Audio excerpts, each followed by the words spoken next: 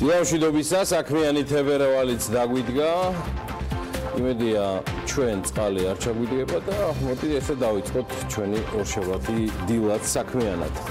კარგი ამბებია, აჭარაბეტი ლონდონის და დუბლინის საფონდო ბირჟებზე დაილისტება კომპანიის გენერალური დირექტორის განმარტებით 51%-იანი წილის გასხვისების შედეგად დალისტულია უკვე მისი ახალი მაჟორიტარი აქციონერი ირლანდიური კომპანია Paddy Power Betfair, რომელიც საკუთარი აქციების კონსოლიდირებას მოახდენს აჭარაბეტთან. საქსტატი ინფლაციის ახალი სამომხმარებლო კალათი დაითვლის 2019 წლის განახლებული კალათა გაზრდილია და მოიცავს 306 დასახელების სამომხმარებლო საქონელსა და მომსახურებას, გასული წლის სამომხმარებლო კალათას გამოაკლდა 3 და დაემატა 4 პროდუქტი. ეკონომიკის მინისტრი ქვეყანაში გაზის ახალი მიმწოდeblis შემოსვლას არ გამორიცხავს. აი ვინ შეცვლის გიორგი ჩოგოვაძის ტურიზმის ადმინისტრაციის ხელმძღვანელის თანამდებობაზე, ეს დღეს გახდება ცნობილი. ეკონომიკისა და მდგრადი განვითარების მინისტრის ანონსით კონკურსის შედეგად შერჩეული ახალი ხელმძღვანელი ამ დეპარტამენტისა სწორედ დღეს იქნება წარდგენილი. ამასობაში კი ისი წინამორბედი სულ მალე საქმიანი დილის სტუდიაში იქნება, ანუ გიორგი ჩოგოვაძე.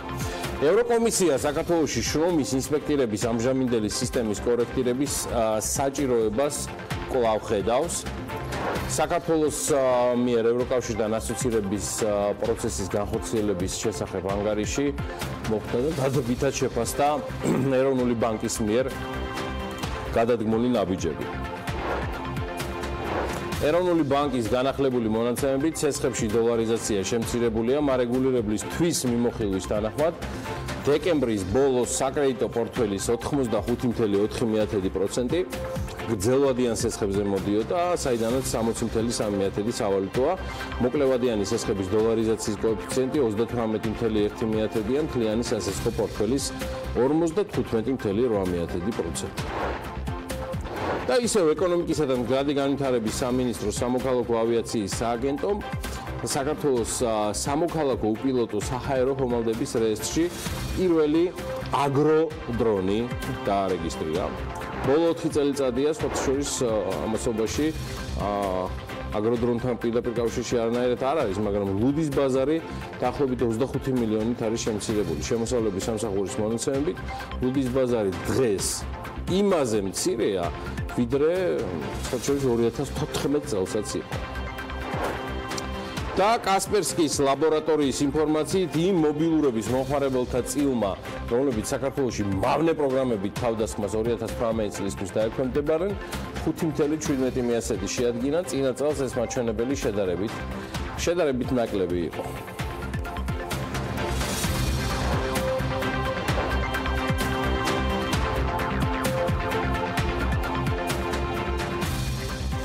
იმამშვიდობისა ყველას წარმატებულ და ბედნიერ კვირეულს გისურვებთ. ჯანმრთელობა და კიდევ ერთხელ ჯანმრთელობა ყველას მიუხედავად იმისა, რომ საკმაოდ მძიმე დასაწყისი ჰქონდა წლევანდელ წელს. თუმცა თებერვალის დაგვიდგა, ხეში წყალი ჩაგვიდგა, ჩიტმა-ჩიო რამაო, საძირკველი გადგაო, მოკლედ ყველას წარმატებულ, ბედნიერ და მშვიდობიან თებერვალს გისურვებთ.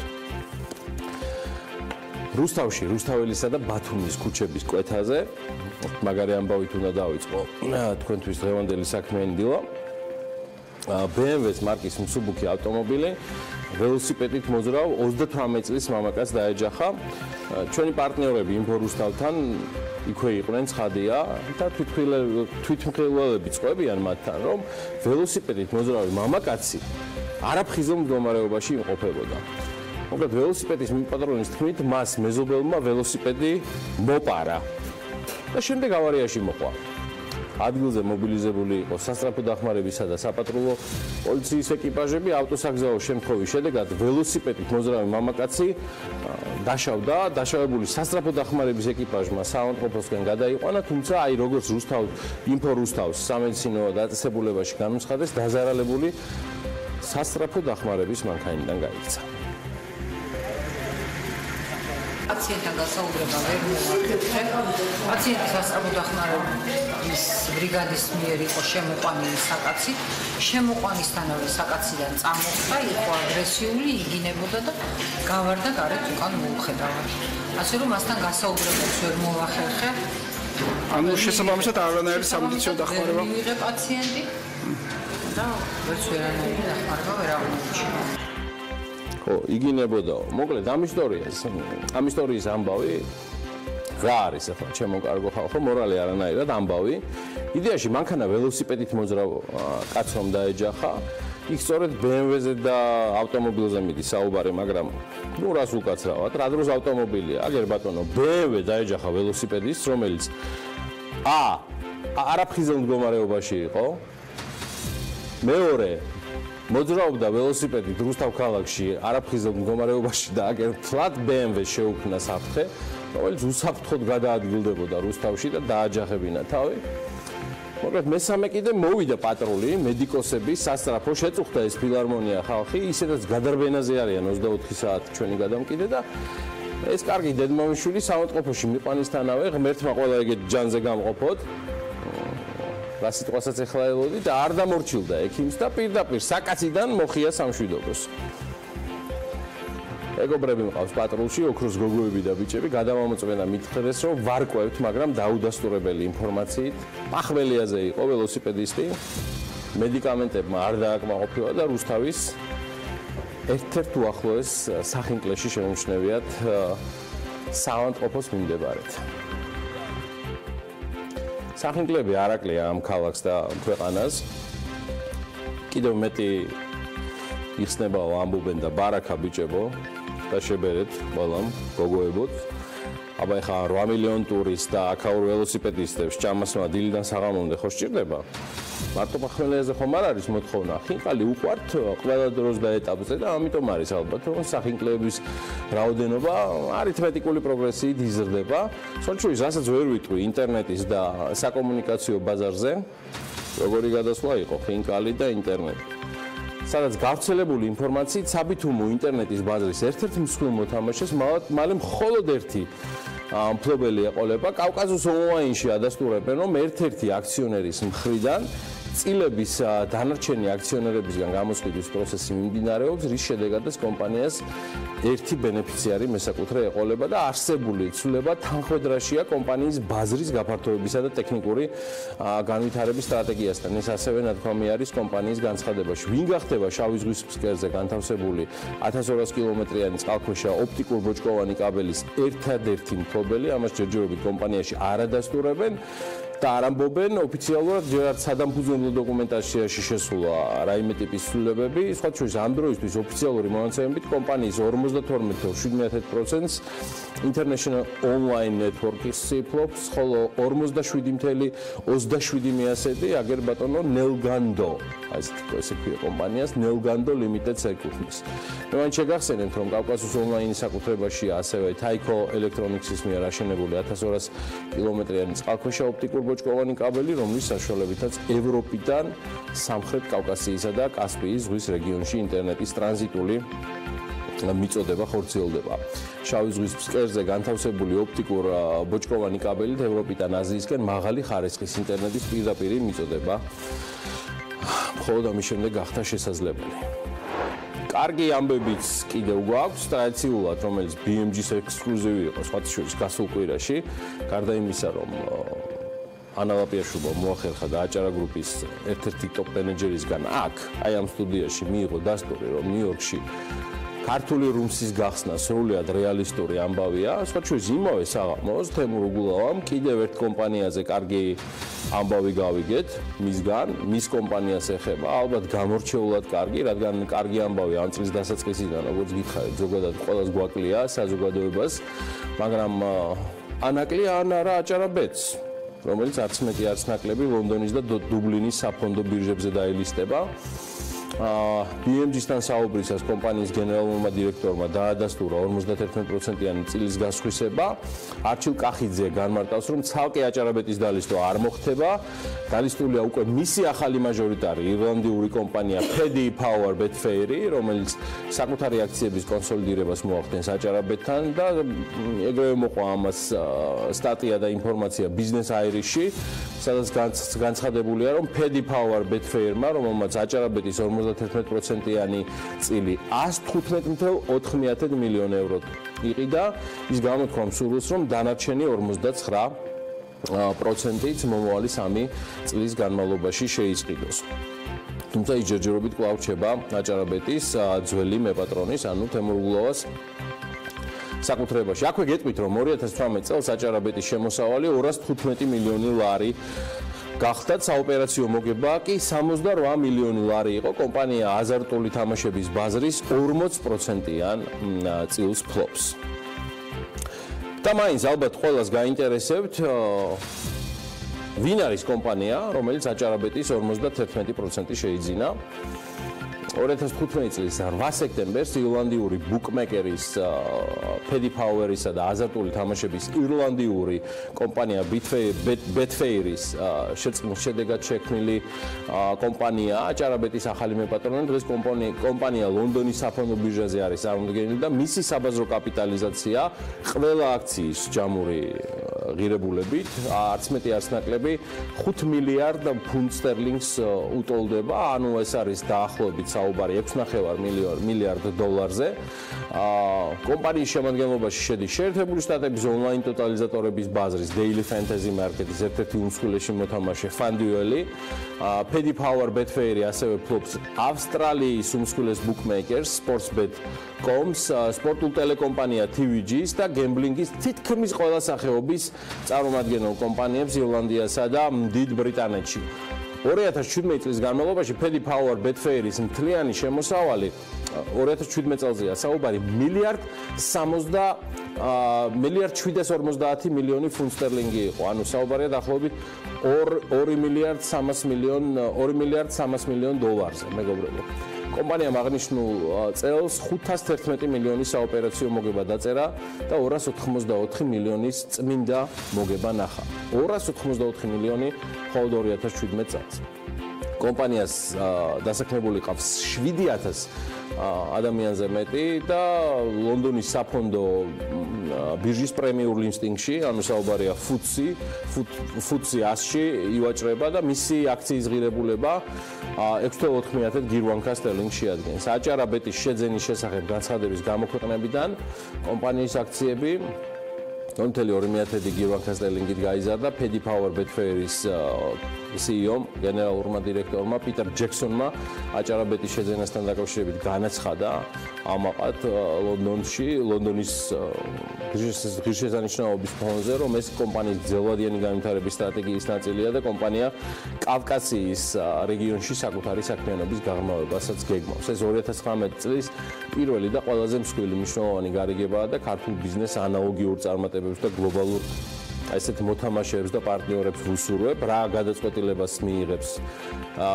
ბიზნესმენი თემურე გულავა, რომელიც 2017 წლის Forbes-ის წლის ანტრეპრენორად იყო აღიარებული. ამას უახლოეს მომავალში გავარკვევთ თემურსაც წარმატებები და ბევრ ახალ პროექტს უსურვებთ. ისიც ფაქტია, რომ რასაც კი მან და მისმა გუნდმა მოკიდეს ხელი, წარუმატებელი არც ერთი პროექტი არ აღმოჩნდა. დღეს კიდევ ერთი საინტერესო ღონისძიება გაიმართება 2 საათზე ბილტმორში, რომელიც საქართველოს კიდევ ერთი მნიშვნელოვანი აქტივის ფოთის სპორტის მოდერნიზაციას ეხება. რამდენიმე წლიანი მოლაპარაკებები წარმატებით დასრულდა, როგორც კითხულობთ, მათ შორის მოგვიანებით, მაგრამ მაინც გამოგზავნილ პრეს-რელიზში ოპიკმა Ace Georgia's, ეს ამერიკული კომპანია 50 მილიონი გამოუყო თანხა ფოთის სპორტში საპორტო ინფრასტრუქტურის განვითარებას მოხმარდება 93 მილიონიან პროექტში. ოპიკის თანამონაწილეობაზე ხელშეკრულების გაფორმება 4 თებერვალს არის დაგეგმილი. პროექტის კონკრეტული დეტალები სწორედ ხელმოწერის ცერემონიალზე გაჟღერდება. წინასწარი მონაცემებით გაზაფხულიდან დაიწყება სამუშაოები.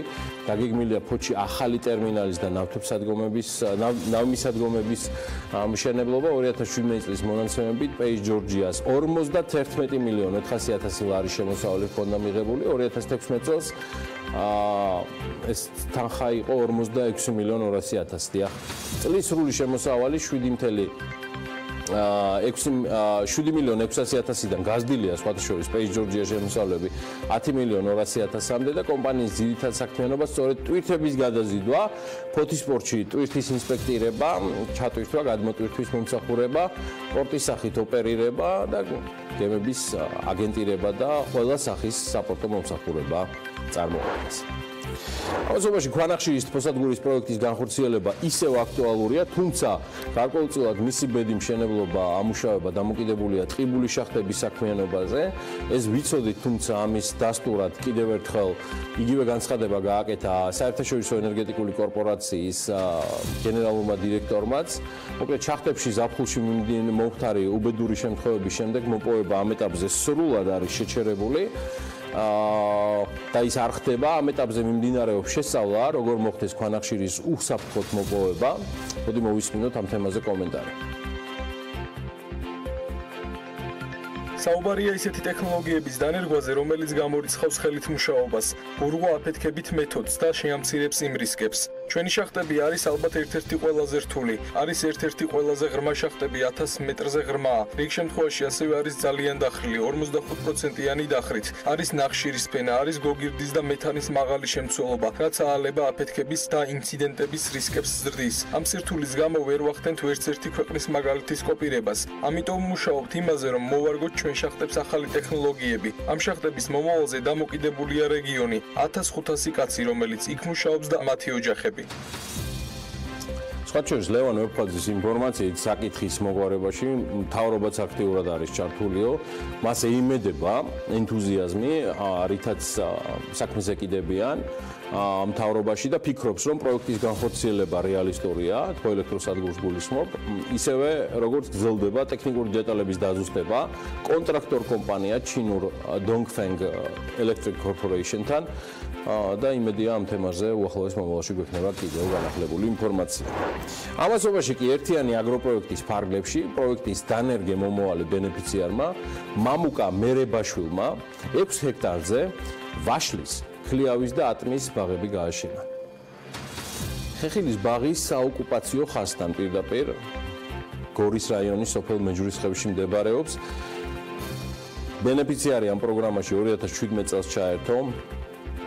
ბაღის გაშენებისა და საწყავის სისტემების მოწყობისთვის 45,100 ლარის ოდენობის სახელმწიფო დაფინანსება მიიღო და აქედან 32,700 ლარი ენერგიებისთვის, ხოლო დაახლოებით 12,400 ლარი კი წვეთოვანი სისტემებისთვის მიმართა. პროექტი დანერგე მომავალის ფარგლებში საქართველოს მასშტაბით ხეხილის ახალი ბაღები 6,347 ჰექტარზეა გაშენებული და სახელმწიფო დაფინანსების მოცულობა აქ 32 მილიონ ლარს აჭარბებს. აქედან შიდა ქართლის რეგიონში ხეხილის ბაღები 1700-ზე მეტ ჰექტარზე მიწის ფართობზე გაშენდა, მაგრამ აქ მაინც გამორჩეული ამბავია, რომ ეს ყველაფერი საოკუპაციო ზოლთან და იმ ეგრეთ წოდებულ სასაზღვრო ზოლთან არის მომხდარი. ბარაქა და წარმატებები მამუკა მერებაშვილს, სწორედ მისნაირი მეწარმეების, ფერმერების და მამულიშვილების დარი არ უნდა მოგვიშალოს ხმეთმა. მეტი მამუკა მერებაშვილები და გამარჯვებები საქართველოს. ჩვენ შევბერეთ, საქმიანებმა შევბერეთ და ვიწყებთ, მაგრამ ძალიან მაგრათაც ვიწყებთ. 1 აგვისტოდან ქუთაისის აეროპორტს 6 ახალი ევროპული მიმართულება დაემატება. ეგრეთ წოდებული low-cost-ერი ახალ ბორტს ამატებს, რომელიც ცხადია ქუთაისის აეროპორტში იქნება ბაზირებული. ევროკავშირის საგარეო საქმეთა და უსაფრთხოების პოლიტიკის კომისიამ საქართველოს მიერ ევროკავშირთან ასოცირების პროცესის განხორციელების შესახებ ანგარიში გამოაქვეყნა. რა წერია ანგარიში, სულ რამდენიმე წუთში ანა ლაპიაშვილი გვეტყვის. საქართველოს განახლებადი ენერგიების ასოციაცია ბლოკჩეინზე ელექტროენერგიით ვაჭრობის შესაძლებლობასაც განიხილავს. ხო, ჯამში რო იცოდეთ, ესეც პირდაპირ კავშირშია გამჩენთან და მე პირადად ძალიან ბედნიერი ვარ, რომ ანა ლაპიაშვილი ქართულ მედიაში ბევრი, მაგრამ პროდუქტიული ხეტიალის შედეგად BMG-ს გუნდის გამორჩეული წევრი და ლიდერია. სწორედ ის გვერდება ახლა პირდაპირ ეთერში და სწორედ ანასთან ერთად გავაგრძელებ ეთერზე მუშაობას. დილამშვიდობის. დილამშვიდობის გიორგი. საინტერესო იყო შენი პროლოგის არაერთი თემა და მე შევეცდები რომ ცოტათი შევავსო და ცოტა განსხვავებული ინფორმაციები მივაწოდო საქმიანი დილის მაყურებელს. შენ ახსენე კიდეც, თუმცა მაინც უნდა განვავრცოთ, რომ ტურიზმის ადმინისტრაციის ახალი ხელმძღვანელის ვინაობა უნდა გაირკვეს დღეს. ყოველ შემთხვევაში ასე დაგვიანოსა გიორგი ქობულიამ გასული სამუშაო კვირის მიწურულს ამბები. ტურიზმის ადმინისტრაციის ხელმძღვანელის თანამდებობა კი შეგახსენებთ, რომ მას შემდეგ გახდა ვაკანტური, რაც ადმინისტრაციის წინა ხელმძღვანელმა, ანუ გიორგი ჩოგოვაძემ, საქართველოს აეროპორტების გაერთიანებაში გადაინაცვლა. ცვლილება იანვარში განხორციელდა და ამ დრომდე ჩოგოვაძის შემცვლელი დანიშნული არ არის. ამ თანამდებობაზე რამდენიმე პირი განეხილებოდა, მათ შორის იყო ეკონომიკის მინისტრის მრჩეველი ჟან-ფრანსუა პოლსონი და კომპანია ვოიაჟერის დირექტორი მარიამ ქრივიშვილი. ადმინისტრაციის ხელმძღვანელის თანამდებობაზე გამოცხადებულ კონკურსში სულ 27 განაცხადი შევიდა. პირველი აგვისტოდან კი ქუთაისის აეროპორტს 6 ახალი ევროპული მიმართულება დაემატება. ვიზი არის ბარის, ბრიუსელის, კოპენჰაგენის, ტალინის, ბაზელის და ეინდჰოვენის მიმართულებით იფრენს. ეკონომიკის მინისტრის ინფორმაციით ვიზიართან ხელშეკრულება ახალ მიმართულებებზე გასული კვირის მიწურულს არის გაფორმებული.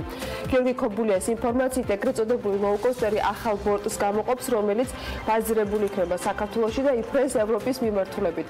მამუკა ბახტაძე კი აცხადებს, რომ დამატებული ფრენები საქართველოს ეკონომიკაში 100 მილიონი დოლარის ინვესტიცია ჩაიდება.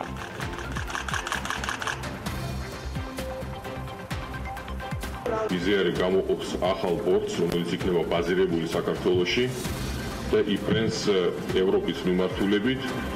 კერძოდ ეხება ეს ფრენები იქნება განხორციელებული 2-3 კვირაში, ბელგიაში, დანიაში, შვეიცარიაში, ჰოლანდიაში და აგრეთვე პრიბალტიკაში, კერძოდ ტალინში. და აგრეთვე ბარი შედის ამ მიმართულებებში იტალია. ეს რა თქმა უნდა ძალიან სახალისო ამბავი არის ჩვენთვის, იმიტომ რომ ეს გვაძლევს საშუალებას, რომ კიდევ უფრო მეტი ტურისტი მოვიზიდოთ ზუსტად იმ ბაზრებიდან, რომლებიც ჩვენ მიგვაჩნია სამიზნე ბაზრებად. ევროკავშირის საგარეო საქმეთა და უსაფრთხოების პოლიტიკის კომისიამ საქართველოს მიერ ევროკავშირთან ასოცირების პროცესის განხორციელების შესახებ კიდევ ერთი ანგარიში გამოაქვეყნა და ამ ანგარიშის მიხედვით 2017 წლის 28 მარტიდან 2018 წლის 1 სექტემბრამდე შენგენის ტერიტორიაზე უვიზოდ საქართველოს დაახლოებით 300,000 მოქალაქე იმყოფებოდა. ევროკომისია აღნიშნავს, რომ საქართველოს ვალდებულებად კვლავ რჩება გაატაროს ეფექტური საინფორმაციო კამპანია და აღკვეთოს არალეგალური მიგრაციის პრობლემა. ანგარიში საქართველოსთან თავშესაფრის მაძიებელთა რაოდენობის კონტროლზე, ასევე ამ მიმართულებით გატარებულ საკანონმდებლო ცვლილებებზეც არის საუბარი. დადებითად არის შეფასებული ის როლი, რომელსაც საქართველოს აღმოსავლეთ სამეზობლო პოლიტიკის ფარგლებში თამაშობს. ევროკომისიის ანგარიში მოხდა უცხოელებისათვის მიწების ყიდვის აკრძალვის საკითხი. 2018 წლის დეკემბერში საკონსტიტუციო სასამართლომ არაკონსტიტუციურად გამოაცხადა სასოფლო-სამეურნეო მიწის საკუთრების შესახებ საქართველოს კანონის დებულება, რომელიც უცხო ქვეყნის მოქალაქეებს სასოფლო-სამეურნეო დანიშნულების მიწის საკუთრებაში ქონას უგზავნიდა. სანამ კონსტიტუციაში შეტანილი ცვლილებები არ ამოქმედებოდა, წერია ანგარიში. 2018 წლის 7 დეკემბერს კი საკონსტიტუციო სასამართლომ სასოფლო-სამეურნეო დანიშნულების მიწების უცხოეთის მოქალაქეებზე გასხვისებასთან დაკავშირებული მორატორიუმი არაკონსტიტუციურად ცნო. ამ გადაწყვეტილებას იურიდიული ძალა მხოლოდ 9 დღის განმავლობაში 2018 წლის 15 დეკემბრამდე ჰქონდა, რადგან ამ დღეს სალომე ზურაბიშვილის მიერ საპრეზიდენტო ფიცის დადებასთან ერთად ძალაში კონსტიტუციის ახალი რედაქცია შევიდა, რომლის თანახმადაც უცხოელებისათვის სასოფლო-მეურნეობის მიწების ქონაზე შეზღუდვა დაწესდა. და კიდევ ერთი ამავე ანგარიში საქართველოს მიერ გატარებულ რეფორმებსა და 2018 წელს განხორციელებულ მნიშვნელოვან პოლიტიკურ და ეკონომიკურ ცვლილებებზე, მათ შორის საზოგადოებრივი ჯანდაცვის საკითხებზეც არის საუბარი.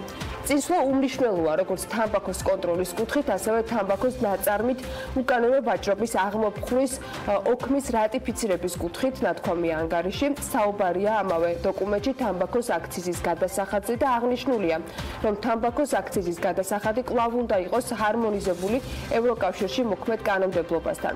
2018 წლის მაისში საქართველოში თამბაქოს კონტროლის კანონის მნიშვნელოვანი ნაწილი ამოქმედა, რომელთა შედეგადაც საჯარო სივრცეში თამბაქოს მოხმარება შეიზღუდა, აიკრძალა თამბაქოს ნაწარმის რეკლამირება დაწესდა შეზღუდვა სავაჭრო ობიექტებში მის ხილვადობაზე.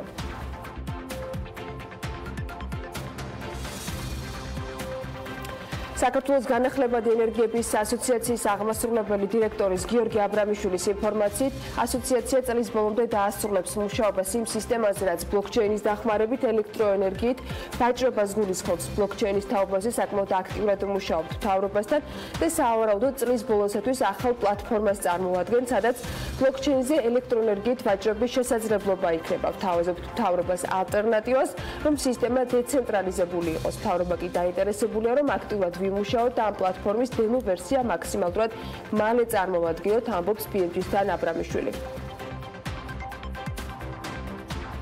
წელს ბაზარზე შესაძლოა გაზის სხვა მიმწოდებელი გამოჩნდეს. ეს საქართველოს ეკონომიკის მინისტრმა გიორგი ქობულიამ თქვა და აღნიშნა, რომ ბაზარზე კონკურენციისას გაზის ტარიფი მალე დარეგულირდება თავადვე.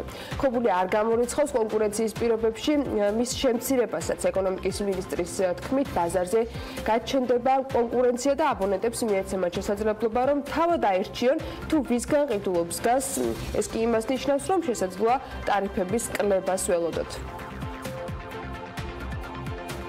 ჩვენ განვიხილავთ საკმაოდ სერიოზულ პროგრამას ენერგეტიკული ბაზრის და მათ შორის გაზის ბაზრის დერეგულირებაზე, უფრო მეტი კონკურენციის შემოტანაზე და ჩვენ ვთვლით, რომ ჩვენ წელს უკვე გვექნება ცოტა სხვანაირი ბაზარი, როგორც გაზში განსაკუთრებით და ასევე ელექტროენერგეტიკაში. სადაც იქნება კიდევ მეტი კონკურენცია, რატო იქნება? იმიტომ რომ იგულისხმება იმას, რომ მომხმარებელი შეძლებს იყიდოს გაზი არა მხოლოდ ერთი მომწოდებელისგან, არამედ აირჩიოს. ამ შემთხვევაში გაჩნდება კონკურენცია ბაზარზე. ამაზე მეც ვერ ვეთქვი დღეს. ბანკში ხესების აშენების საწინააღმდეგო საპროტესტო აქცია გაიმართა. მოსახლეობის ნაწილი სოფელ ბირკიანში ტერიტორიაზე შეიკრიბა, სადაც ახალი ჰესის მშენებლობა უნდა დაიწყოს. ისინი ამბობენ, რომ ჰესის აშენება ხეობიდან მათ გადასახლებას ნიშნავს. ისინი კი არსაწასვლას არ აპირებენ.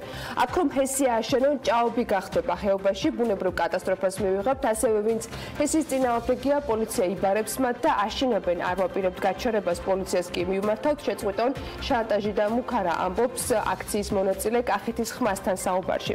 პანკისის ხეობის მოსახლეობამ საქართველოს პრემიერ-მინისტრზე სპეციალური მიმართვაც მოამზადა და ამ მიმართვაში ნათქვამია, რომ მოსახლეობა ხეობაში დაგეგმილი ჰესების აშენების წინააღმდეგია. ადგილობრივები პრემიერ-მინისტრს მოუწოდებენ, რომ საკითხი დაინტერესდნენ.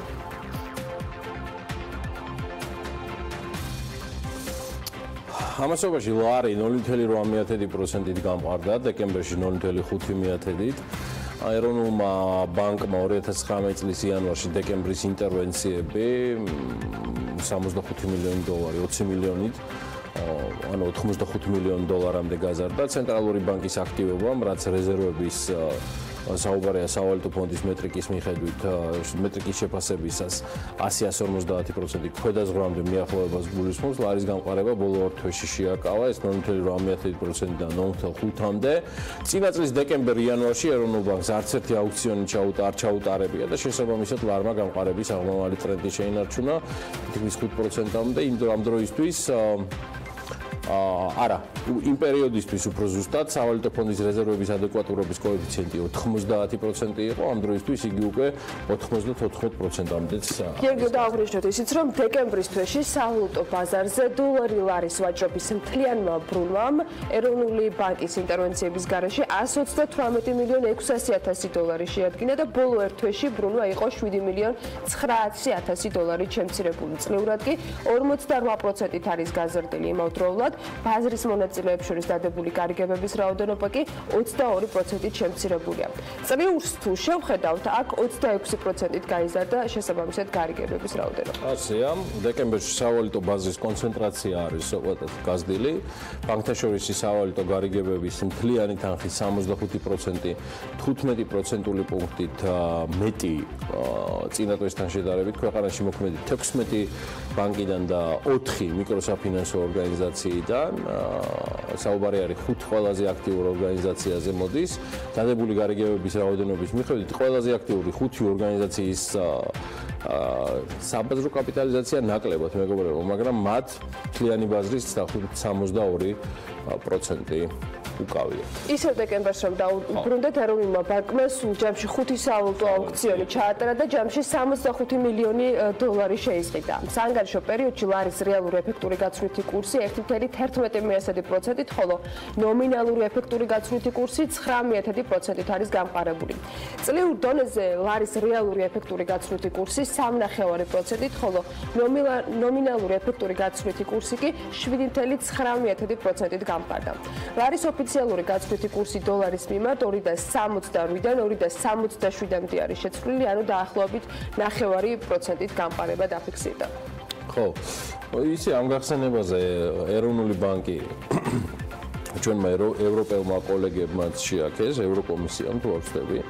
ანგარიში რომელშიც ძალიან ბევრი მიმართულება მოხდა და რომელზეც ვისაუბრეთ ნაწილობრივად. მაგრამ ეროვნულ ბანკთან დაკავშირებით პირდაპირ იყო ნათქვამი, რომ ყოჩახ გოგოებო და ბიჭებო, კარგად მუშაობთო, მართლა რჩეული ბიჭები და გოგოები ყავთ ეროვნულ ბანკში, ქალბატონებიც და ბატონებიც, საქალბატონებიც და სასიძოებიც ალბათ. ეროვნულმა ბანკმა ცხადია საქართველოს პრემიერ-მინისტრის, ყოფილი პრემიერ-მინისტრის ამაყი მომღერალი მზერით შეიმშვენა ეს ამბავი და ისიც დაამატა, რახან მაგენი გვაქებენ, ესე იგი მართლა კარგი ხალხი ვართ ჩვენო და სწორ გზაზეც ვდგავართ. ხო და აი ამ გზაზე გასულ კვირაში ეროვნულმა ბანკმა ახალი პროდუქტი დაანონსა, აუქციონის წესით ოფციონების, ერთთვიანი ოფციონების ვაჭრობა. ბანკმა ეს ახალი ინსტრუმენტი ლარი დოლარის ვაჭრობის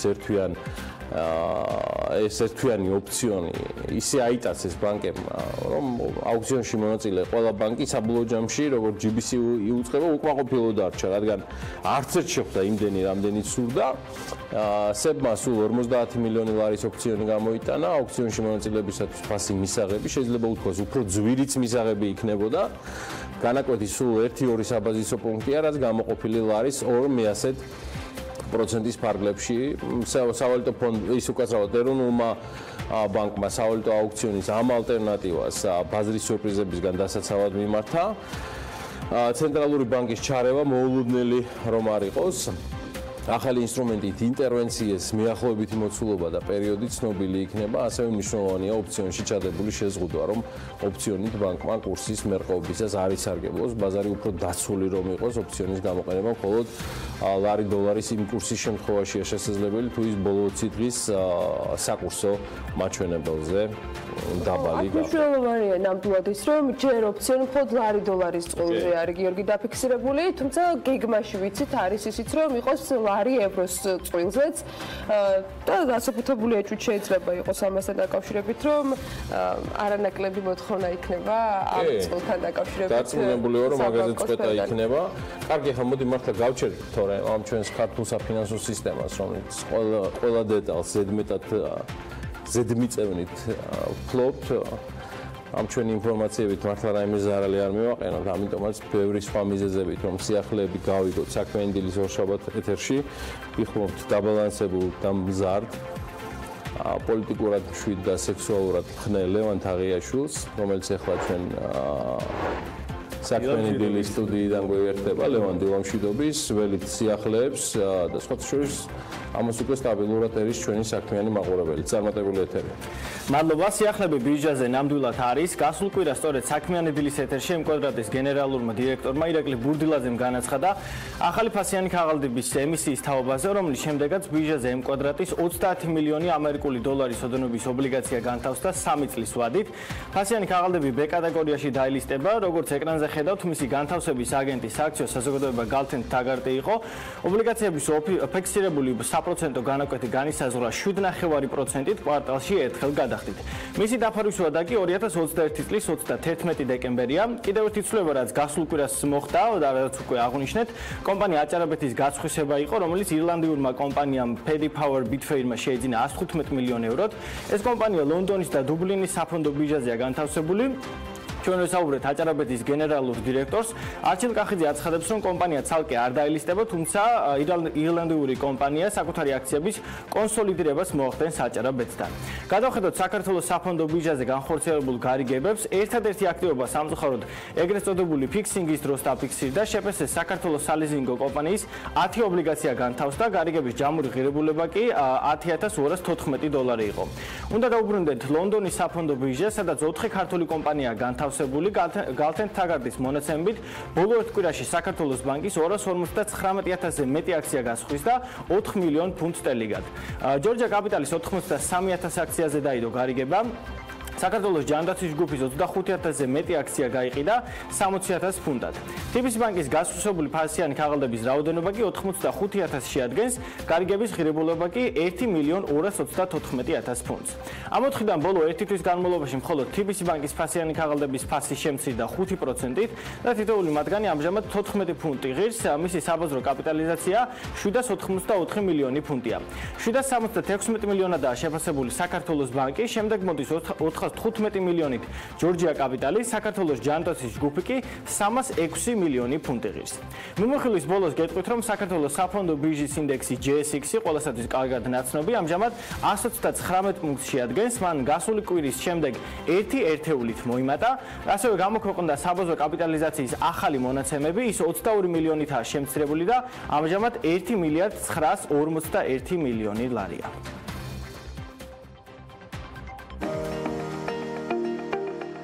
ამინდის პროგნოზის სპონსორია სადაზღვევო კომპანია უნისონი.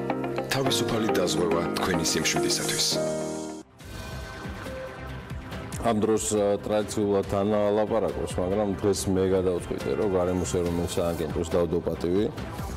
და ცხადია, თქვენ პირველ რიგში ჩვენს მაყურებელს და მსმენელს საინტერესო ამბებია საქართველოში ამინთან დაკავშირებითაც და სხვათა შორის ეს ყველაფერი, როგორც მითხრეს, განპირობებული იქნება არც მეტი არც ნაკლები კასპიის ზღვის ჩრდილო-აღმოსავლეთიდან მოქმედი ცივი და სამხრეთიდან გავრცელებული, აი შედარებით მაინც თბილი ჰაერის მასების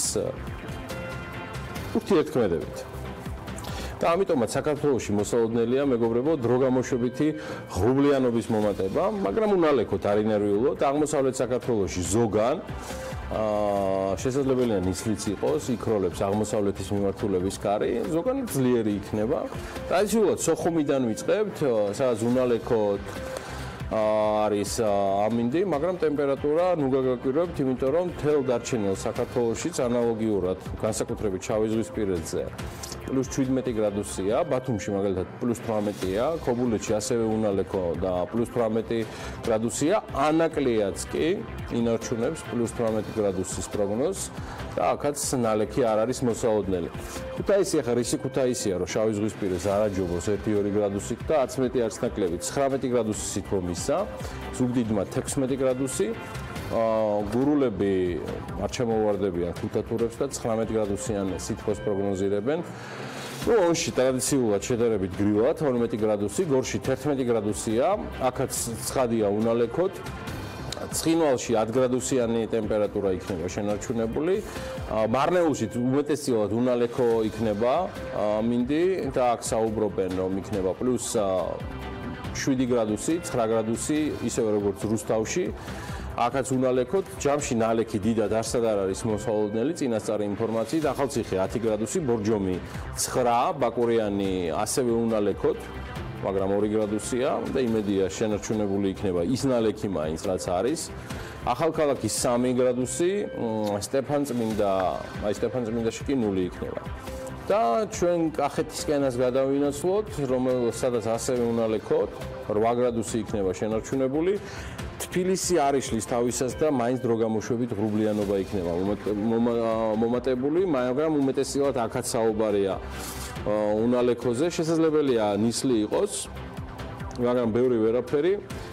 ჰიდრომეტცენტრი გვიდასტურებს, რომ სამხრეთ აღმოსავლეთიდან ქარი 7-12 მეტრ-წამში იქნება, ეს 9 გრადუსის ფარგლებში იქნება ტემპერატურაო. არ ვიცი, რამდენად გამომივიდა, მე მგონი გამოვიდა მაინც საბოლოო ჯამში. გავდივართ ამინდის პროგნოზიდან პირდაპირ ახლა უკვე ჩვენს ანონსზე. რომელიც ძალიან საინტერესო სპიკერებს შემოგთავაზებ მთელი შემდეგი 2 საათნახევრის განმავლობაში. მოკლედ დატკბით საქმიანი დილით, დარჩით ჩვენთან ერთად, მით უმეტეს რომ რეკლამაც ძალიან საინტერესოა და სულ მალე გიბრუნდებით უკვე ჩვენი პირველი სტუმრებით. რატო დამცინით ჰიდრომეტცენტრზე მაინც ვერ გავიგე. ასე.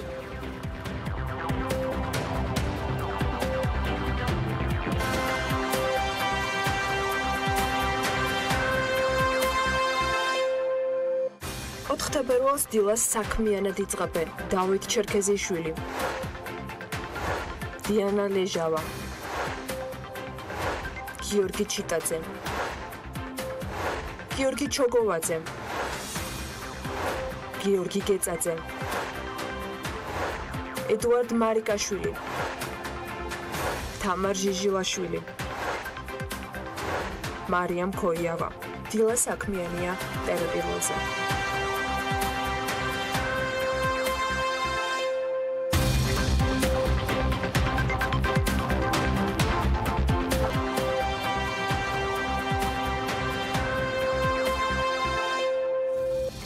განათლების ხარისხი საქართველოში კრიტიკულად პრობლემურია. ხშირად და ძალიან ბევრი ვაძლევთ ხოლმე ჩვენს თავისუფლებას ვისაუბროთ პრობლემაზე და გქონდეს ჩვენი აზრი, თუმცა საუბარზე მეტად მნიშვნელოვანი პრობლემის გადაჭრის გზების ძიება და გამოწვევებისათვის ადეკვატური პასუხის დაბრუნება.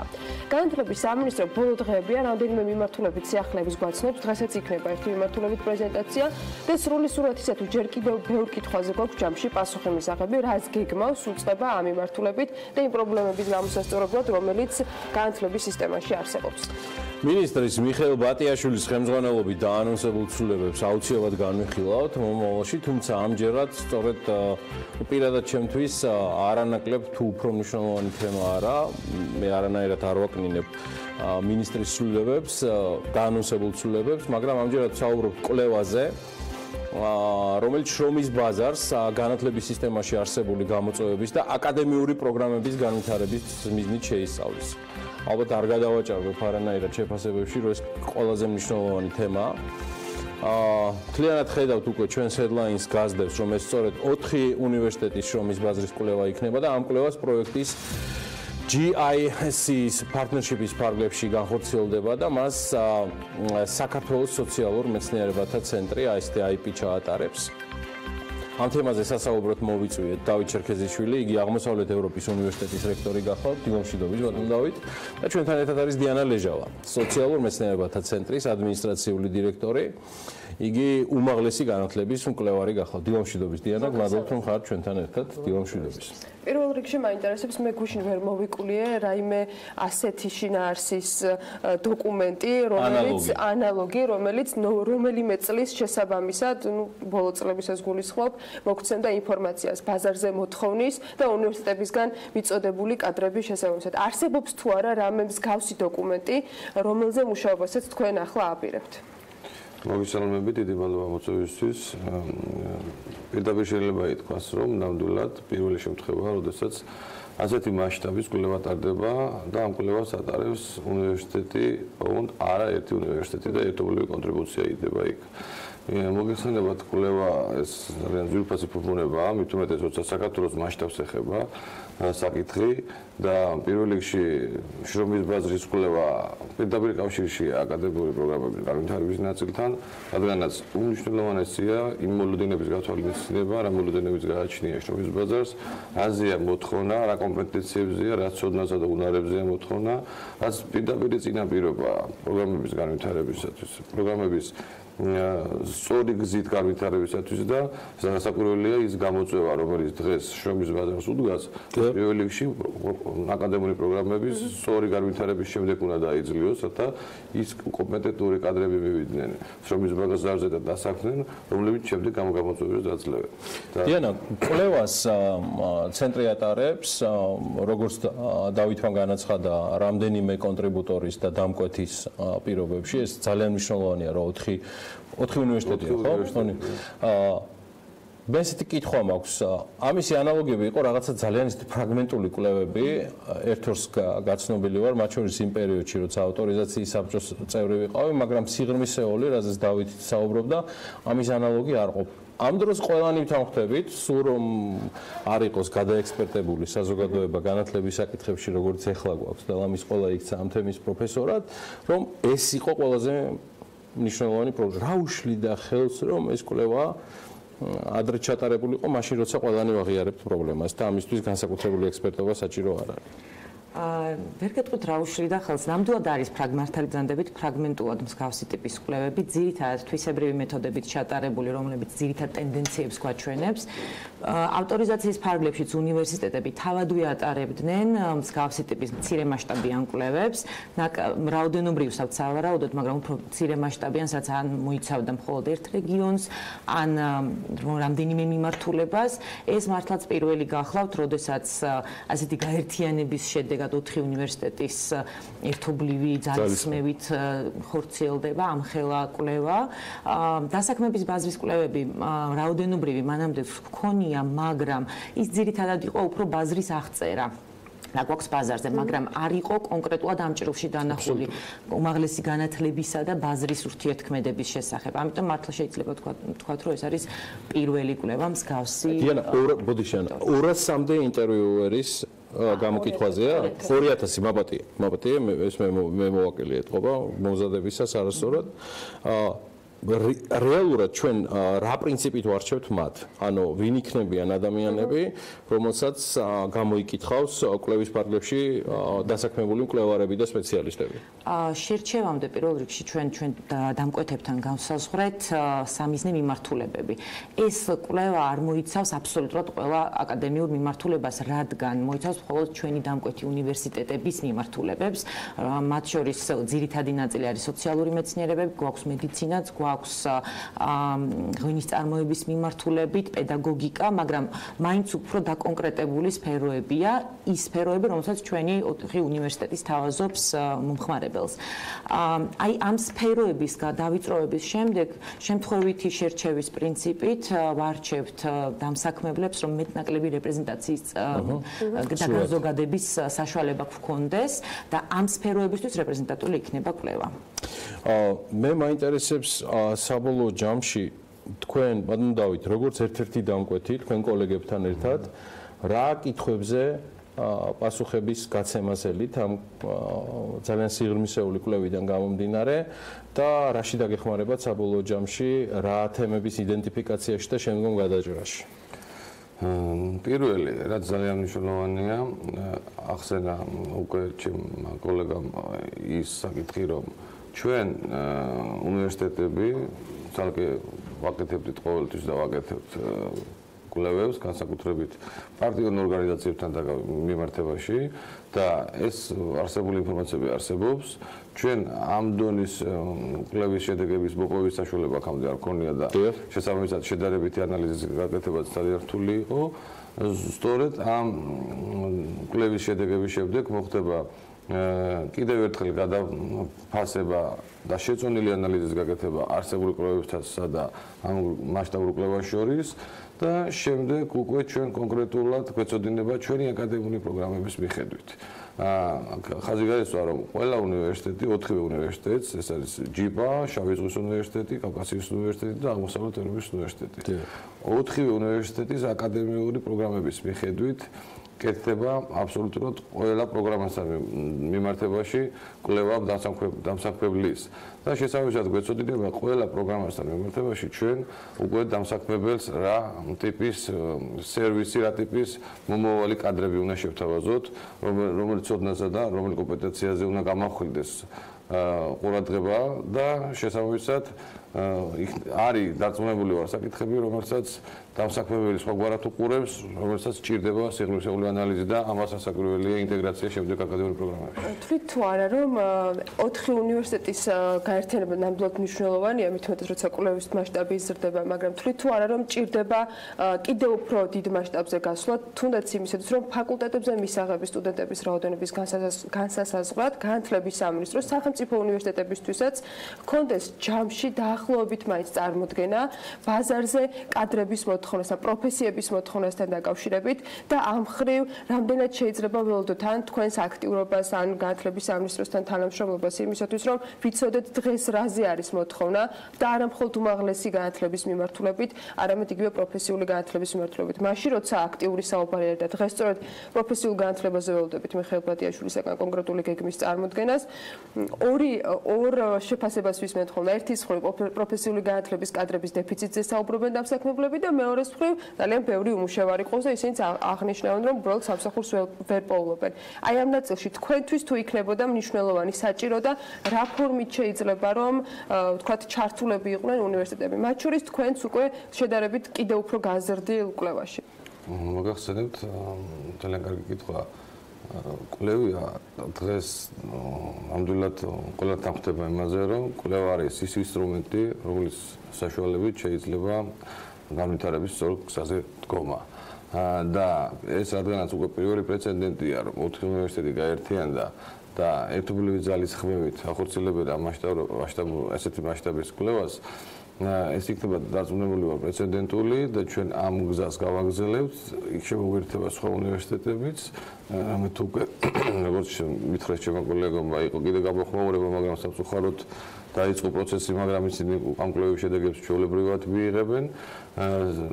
იმაშია რომ აბსოლუტურად ყველა ნაწილში, როგორც აბიტურიენტების ნაწილში, ასევე დასაქმების ბაზართან მიმართებაში, ასევე პროგრამების მოთხოვნასთან მიმართებაში, წინასწარ გაკეთებული კვლევის შემდეგ უმარტივესად დგება საკითხები გადასაჭრელად, რომ როგორი გზით უნდა ვიაროთ, სად გვჭირდება მეტი აქცენტის გაკეთება, სად კურსის ცვლილება, მაგრამ კიდევ ერთხელ ამბობ, რომ კვლევას რასაკვირველია ჭირდება რესურსი.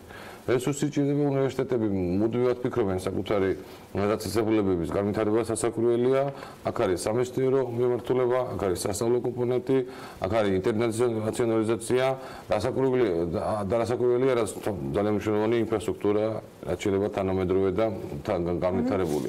შესაბამისად ეს ძალიან დიდ რესურსებს მოითხოვს და რასაკვირველია კვლევა ამისათვის არის, როგორ გითხრათ, დღეს უკვე ყველანი მივედით იმ კონდიციამდე, რომ კვლევისთვის რესურსის ჩადება ნამდვილად არის უმნიშვნელოვანესი. დიანა, ბოლო ესეთი კითხვა. მიუხედავად იმისა, რომ დამკვეთი კერძო ორგანიზაციები არიან და მათ სრული უფლება აქვთ, რომ საკუთარი, ასე ვთქვათ, სამსახურებრივი მოხმარებისთვის იყოს ეს ყველაფერი, იქნება თუ არა კვლევის საბოლოო შედეგები, მათ შორის რეკომენდაციები, თუნდაც აკადემიური პროგრამებიდან გამომდინარე უნივერსიტეტების საჯარო და შევძლებთ თუ არა შედარებით აი ესეთ ვითარებაში, თქვათ, დავითი სხვა კოლეგებთან ერთად, რომ ვიმსჯელოთ იმ შედეგებზე, რასაც კვლევა რამდენ ხანში ალბათ რამაც რამდენიმე თვე დაჭირდება, ხო? აი ზაფხულის პერიოდში შევძლებთ თუ არა, რომ მაგაზე საჯარო მსჯელობა იყოს. პრინციპში ალბათ შესაძლებელი იქნება, ჩვენ დაგეგმილიც გვაქვს პრეზენტაცია ფართო მასებისთვის.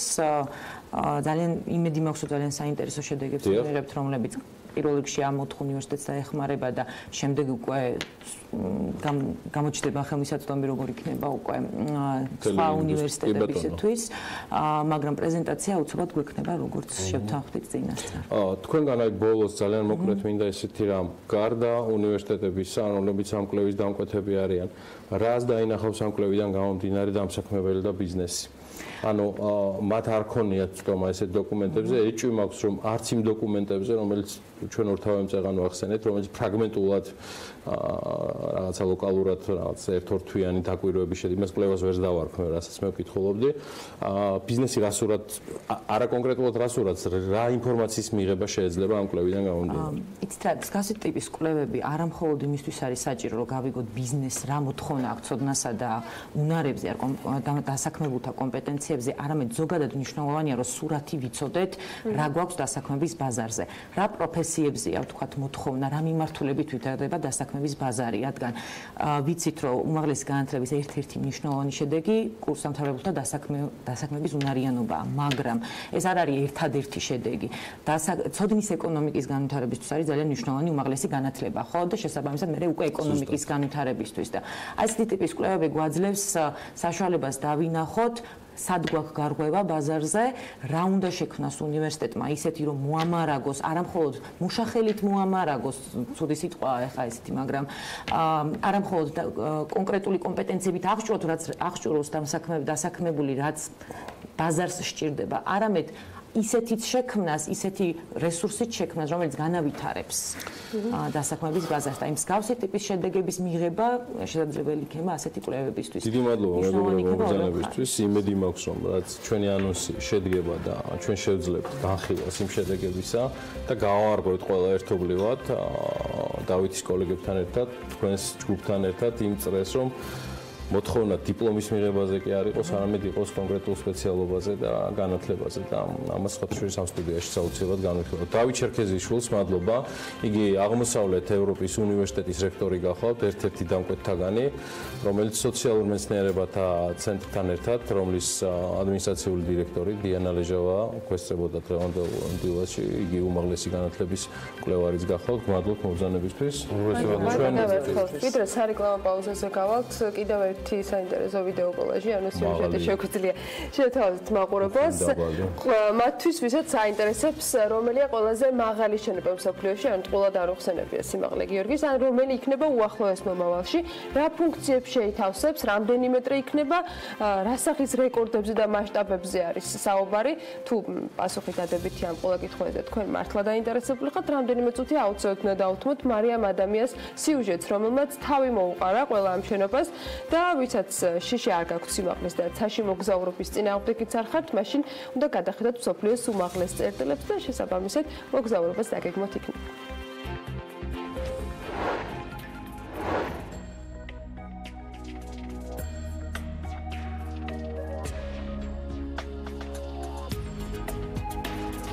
დღეს მსოფლიოს მასშტაბით სხვადასხვა ქალაქში 133 ცათამბჯენს ვითვლით, რომელთა სიმაღლე ჯამში 300 მეტრს აღემატება. უმრავლესობა ბოლო 10 წლის განმავლობაში აშენდა, ხოლო ზოგიერთი მათგანის მშენებლობა ჯერ არ დასრულებულა. გაინტერესებთ, რომელია ყველაზე მაღალი შენობა მსოფლიოში? თუ პასუხი დადებითია, მაშინ მოემზადეთ ცაში სამოგზაუროდ. პირველი გაჩერება ნიუ-იორკია. Central Park Tower-ი 427 მეტრიანი შენობაა. დიახ, 427 მეტრი. არ მოგესმათ და ის მშენებლობის დასრულების შემდეგ მსოფლიოში ყველაზე მაღალი ცათამბჯენი იქნება. მშენებლობა ოფიციალურად მომდევნო წელს დასრულდება და მასში ძირითადად ყველაზე ძვირადღირებული პენტჰაუსები განთავსდება.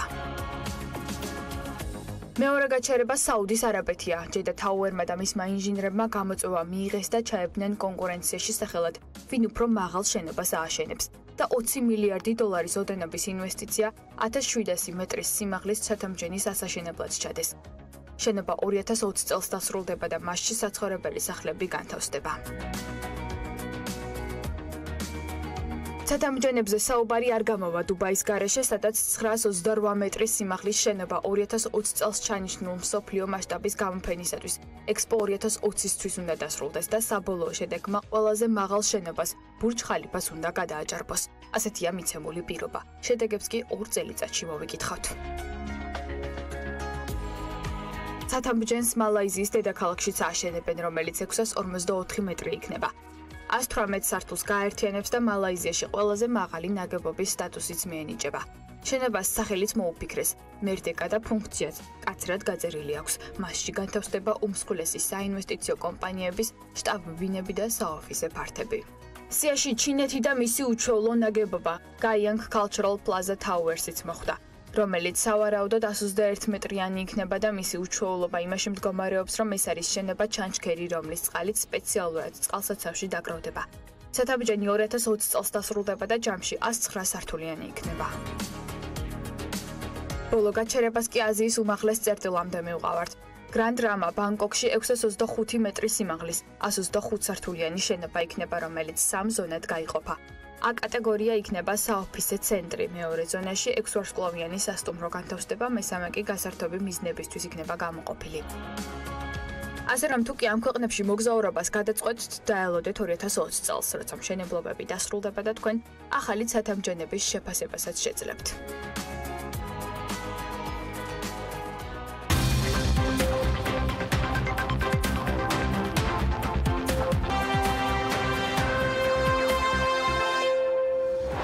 პრემიერ-მინისტრის განცხადებით მთლიან შიდა პროდუქტში მცირე და საშუალო საწარმოების წილის გასაზრდელად საკრედიტო საგარანტიო სქემა პირველ კვარტალში ამოქმედდება მიმდინარე წლის.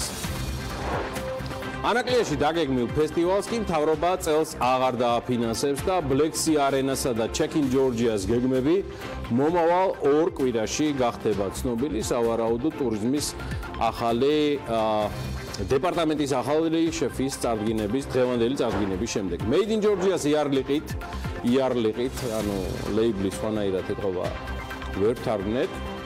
მოკლედ ამ ბრენდით შესაძლოა კიდევ ერთი საერთაშორისო ბრენდის სამოსი გამოვიდეს, რომელიც ესე ამაყად იარლიყად მიეკერება იმ მომავალ პროდუქტებს და ნაწარმს. კიდევ ერთხელ მოგესალმებით ყველას. დიახ, საკრედიტო საგარანტიო სქემა პირველ კვარტალში ამოქმედება და დარწმუნებული ვარ და იმედი მაქვს, რომ ეს მიმდინარე წლის პირველი კვარტალი იყო ნაგულისხმები. პრემიერ-მინისტრის შეფასებით ეს მთლიან შიდა პროდუქტში მცირე და საშუალო საწარმოების წილს გაზრდის. ეს არის ინოვაციური მექანიზმი ეკონომიკისთვის და მას აქვს ძალიან მაღალი მოლოდინი პრემიერ-მინისტრს, რომ ეს საქართველოში დაეხმარება გაიზარდოს მცირე და საშუალო ბიზნესი წილი ეროვნულ ეკონომიკაში. პრემიერ-მინისტრის განცხადებით ეს მხოლოდ რეფორმის პირველი ნაბიჯია, რომლის მომზადებაშიც საქართველოს ევროკავშირი დაეხმარა. მისი აზრით ეს იქნება მცირე და საშუალო ბიზნესის ერთ-ერთი მთავარი მამოძრავებელი ლოკომოტივი. მინდა გაცნობოთ, რომ წელს პირველ კვარტალში ამოქმედება საკრედიტო საგარანტიო სქემა, რომელიც მცირე და საშუალო ბიზნესისთვის ფინანსებზე წვდომის გაუმჯობესებას და ეკონომიკის უფრო იაფიან დაკრედიტებას შეუწყობს ხელს. ეს მექანიზმი ხელშეუწყობს ისეთ მცირე და საშუალო საწარმოების დაფინანსებას, რომელთაც არ გააჩნიათ საკმარისი უზრუნველყოფა არსებული საკრედიტო პოლიტიკის ფარგლებში სესხის ასაღებად, ან ოპერირებენ ისეთ სექტორში ან ბაზარზე, სადაც ბანკების მხრიდან კრედიტების გაცემა არის შეზღუდული, ან ხდება მცირე რაოდენობა. ამ თემაზე ბევრს ჩვენთან სტუდიაში პარლამენტარი და პარლამენტის ეკონომიკური პოლიტიკის კომიტეტის თავმჯდომარე რომან კაკულიაც საუბრობდა. პარასკევის მთავრობის ხმის დაწყებამდე კი პრემიერ-მინისტრმა კიდევ ერთხელ დამატებითი ღირებულების გადასახადის დაბრუნების გასული წლის სტატისტიკაზე ისაუბრა. მან აღნიშნა, რომ საბრუნავი კაპიტალის დაფინანსება არის ეკონომიკის ერთ-ერთი ყველაზე სუსტი მხარე. როგორც ჩარჩენ წელსაც ორიენტირებული ვიქნებით იმაზე, რომ რაც შეიძლება დიდი რაოდენობის დღგ დაიბრუნონ ჩვენმა მეწარმეებმა. მამუკა ბახტაძის განცხადებით გასულ წელს ბიზნესმა დღგ-ს ავტომატურად დაბრუნების რეფორმის გამო ისტორიული მაქსიმუმის თანხა მიიღო. მისი განმარტებით საბრუნავი კაპიტალის დაფინანსება ეკონომიკის ერთ-ერთი ყველაზე სუსტი მხარე გახლავთ. შარშან ისტორიული მნიშვნელობა ისტორიული მაქსიმუმის დაბრუნება მოხდა სახელმწიფო ბიუჯეტიდან 527 მილიონი ლარი დაუბრუნდა ჩვენს მეწარმეებს. დღგ-ს დაბრუნება ეს ყოველთვის იყო ყველაზე ერთ-ერთი სუსტი მხარე სახელმწიფოსა და ბიზნესს შორის ურთიერთობის საკითხში და ძალიან მნიშვნელოვანია, რომ შარშან ჩვენ ასეთ მასშტაბურ წარმატებას მივაღწიეთ და მინდა გითხრათ, რომ ეს პროცესი გახდება სრულიად ავტომატური უკვე იანვრის თვიდან. ეს არის იმის დასტური, რომ ბიზნესი გვენდობა, ხოლო კერძო სექტორს საბრუნავ კაპიტალთან წვდომა კიდევ უფრო გაეზრდება. თებერვლის თვიდან ფინანსთა მინისტრმა ვანო მაჭავარიანმა დაახლოებით თებერვლის შუა რიცხვებიდან დაადასტურა, რომ დღგ-ს ავტომატური დაბრუნება უკვე სრულად შევა ძალაში, თუმცა ვადასტურებ, რომ ეს თემა ჯერ კიდევ მამუკა ბახტაძის ფინანსთა მინისტრობის დროს იყო ინიცირებული და დაანონსებულიც.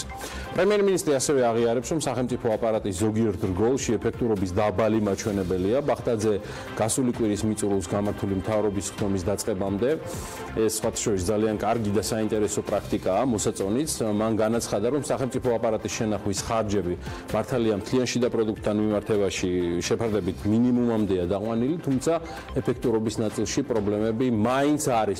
პრემიერმა ისიც ბრძანა, რომ იზიარებს სხვადასხვა პოლიტიკოსთა თუ ექსპერტთა მოსაზრებებს, რომლებიც მმართველობის ეფექტურობის გაძლიერებაზე მიუთითებენ და ამავე დროს აღნიშნა, რომ პრობლემის გადასაჭრელად ამოსავალი წერტილი დასაქმებული ადამიანების რაოდენობის შემცირება ნამდვილად არ გახლავთ.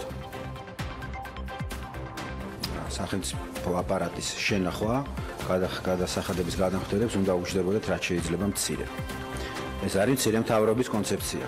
თქვენ იცით რომ ჩვენი პოლიტიკური გზავნილი, როდესაც პრემიერ-მინისტრის პოსტზე პარლამენტმა დამამტკიცა იყო, რომ ჩვენ დავატესებდით ჯერს 3.9% ლიანი შიდა პროდუქტიდან და ეს იქნა უზრუნველყოფილი. ეს არის ყველაზე მთავარი.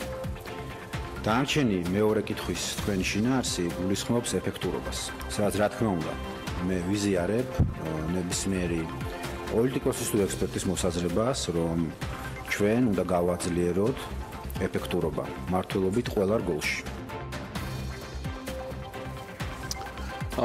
სხვათა შორის პრემიერ-მინისტრი ესეც ცალსახად მოსაწონია აიძულებს წადია ამას საოშაბათო ვქუმრობ ყველა თავის კოლეგა მინისტრს რომ მთავრობის ტომის შემდეგ მაქსიმალური ანგარიშვალდებულება გამოიჩინონ მედიის და გადასახადის გადამხდელების მიმართ ჩვენს ამას დიდი ენთუზიაზმით ვაშუქებთ და სწორედ ეკონომიკის მინისტრმა გიორგი ხობულიამ ბევრ სხვა საინტერესო განცხადებასთან ერთად ბრძანა რომ ბლექსი არენასა და ჩეკინ ჯორჯიას გეგმები მომავალ 2 კვირაში დაზუსტდება და დეტალები საბოლოოდ გახდება ცნობილი და მისივე განმარტებით მერაია ქერისთან მოლაპარაკება ცალსახად მიმდინარეობს, ნამდვილად მიმდინარეობს, თუმცა ჯერ ყველაფერი ასე ვთქვათ მუშაობის პროცესშია. მოусმინოთ ეკონომიკის მინისტრს. ანაკლის ფესტივალზე ჩვენ პრაქტიკულად მიღებული გადაწყვეტილება, რომ ჩვენ ნაღდი ფულის შეტანით ამ ფესტივალს ვერ დავაფინანსებთ, მაგრამ თუ ვინმეს ექნება სურვილი, რომ ეს ფესტივალი ჩაატაროს, ჩვენ როგორც მთავრობა ინფრასტრუქტურულად და ჯანდაცვის მომსახურებით დაცვით ესე შემდეგ უზრუნველყოფთ ამ ფესტივალს. რეფლექსიასთან დაკავშირებით უკვე გვეცოდება შემდეგი 2 კვირის განმავლობაში და დანარჩენ პროგრამასთანაც ალბათ თებერვლის შუა რიცხვებისთვისაც უკვე იქნება ცნობილი. კობულიას ინფორმაციით და მისი განცხადებით წელს მთავრობა ანაკლიაში გასამართ მუსიკალურ ფესტივალს როგორც გითხარით ნაღდი ფულით არ დააფინანსებს და სახელმწიფოს მხარდაჭერა მხოლოდ ინფრასტრუქტურულ მხარდაჭერაში გამოიხატება. ამასობაში ქართული ოცნება საქართველოს პრეზიდენტის ავლაბრის სასახლეში რეზიდენციაში ქართული კულტურის ეროვნული მუზეუმის გახსნის საკითხს განიხილავს. ამის შესახებ ფრაქცია ქართული ოცნება დემოკრატიული საქართველოს თავმჯდომარემ მამუკა მდინარაძემ პარტიის ოფისში გამართული მრავალსაათიანი საპარლამენტო უმრავლესობის თქმის დასრულების შემდეგ განაცხადა. მისი ინფორმაციით თემაზე პირობითი სამუშაო ჯგუფი შეიქმნა, რომელიც სხვადასხვა სოციალურ ჯგუფებს შეხვდება. მან ამ იდეის თანაავტორად წარუდგინა მედიას და საზოგადოებას თავი და განაცხადა, რომ პრეზიდენტის რეზიდენციას ქართული კულტურის ეროვნული მუზეუმის ფუნქცია დაეკისროს. თბილისის მოსწავლე ახალგაზრდობის სასახლეს სარეაბილიტაციო სამუშაოები ჩაუტარდება, არც მანამდე აკლდა თიკა რუხაძის ხელში, აქტიურად არის ამ სასახლის დირექტორი ამოქოქილი, არც ეს აქტიურობა აკლდა. ოქროს გოგოს მანამდე. მოკლედ პროექტს თბილისის განვითარების ფონდი განახორციელებს. პირველი ეტაპისთვის კი სასახლის რესტავრაცია რეაბილიტაციის პროექტი უნდა მომზადდეს. აღნიშნული სამუშაოს შესყიდვის მიზნით თბილისის განვითარების ფონდმა ტენდერი გამოაცხადა, რისთვისაც 600,000 ლარია გათვალისწინებული და პროექტირების პროცესი 3 ეტაპიანია, როგორც სასახლის ძირითადი, ასევე დამხმარე ბლოკის რეაბილიტაციის მოცვაც არის გათვალისწინებული. დამკვეთმა შენობის ინტერიერის, საინჟინრო კომუნიკაციებისა და ეზო დიზაინისა და სხვა საპროექტო დოკუმენტებიც უნდა მოამზადოს. სატენდერო წინადადებების მიღების ვადა დაახლოებით 1 კვირაში არა, ზუსტად 1 კვირაში ამოიწურება, ანუ 11 თებერვალს და გამარჯვებულმა კომპანიამ დამკვეთს მზა პროექტი 2019 წლის 10 დეკემბრამდე უნდა წარუდგინოს. ამასობაში კი მესტიის მუნიციპალიტეტს თებერვლის ბოლოს 80-მდე ქართველი და უცხოელი არქიტექტორი ეწევა. მათ შერჩევა საქართველოს არქიტექტორთა კავშირი უზრუნველყოფს. მესტიის მერმა კახა ჟორჟოლიანმა BMG-სთან საუბარში განაცხადა, რომ არქიტექტორები ადგილზე 5 დღის განმავლობაში დარჩებიან, შურს მათი და შემდეგ სხვადასხვა ტიპის შენობებისთვის მათი ფუნქციების გათვალისწინებით პროექტებს მოამზადებენ. მისი ინფორმაციით ეს პროექტები ადგილობრივებისა და უცხოელებისათვის ერთგვარი სახელმძღვანელოც იქნება. იქვე BMG-სთან მესტიის მუნიციპალიტეტის მერმა ჟორჟოლიანმა საუბარში განაცხადა, რომ 4 თემის მესტიის მულახის, იფარისა და წვირმისისთვის მიწათსარგებლობის გენერალური გეგმის შედგენაზე მუშაობა დასკვნით ეტაპზეა. მისი განმარტებით გენერალური გეგმის დასრულებისთანავე, რაც მაისში მოხდება, დოკუმენტების საჯარო განხილვები დაიწყება და აღნიშნულ ტერიტორიებზე ფუნქციური ზონებიც ცნობილი გახდება. გორის მიწათსარგებლობის გენერალურ გეგმაზეც უნდა გითხრათ, მასზე აწ უკვე საკმაოდ ცნობილი ყველასთვის თქვენთაგანისთვის სითი ინსტიტუტი საქართველოს მუშაობს. მამუკა სალუქვაძემ ამ ორგანიზაციის ხელმძღვანელმა BMG-ს განუცხადა, რომ გორის მუნიციპალიტეტის დაკვეთით წინა საპროექტო კვლევები უკვე დასრულდა და ის ზოგადი რეკომენდაციების შემუშავებას გულისხმობდა. მამუკა სალუქვაძე ბრძანებს, რომ ამ დროისთვის ძირეული საკითხების შესათანხმებლად სხვადასხვა სახელმწიფო უწყებებთან მუშაობა მიმდინარეობს. სითი ინსტიტუტი საქართველოს ხელმძღვანელი სხვათაშორის იმ გამოწვევებსაც ასახელებს, რაც ურბანული განვითარების თვალსაზრისით ამ ეტაპზე გორში ცალსახად შეინიშნება და სხვათაშორის მან არის საუბარი მაღალსართულიან განაშენიანებასთან დაკავშირებულ გამოწვევებზე, ასევე ნაგავს აყრელებებზე და ბევრი სხვა თემა. და კურორტი ნასაკირალის განვითარებით არაბი ინვესტორები დაინტერესდნენ. BMG-სთან გურიის გუბერნატორი ზურაბ ნასარაია საუბრობს. მისი თქმით, ნასაკირალის განვითარება ევროპაში მცხოვრებ ქართულ ბიზნესმენებსაც სურთ. გუბერნატორის განმარტებით საუბარია კურორტის განახლება აღდგენაზე.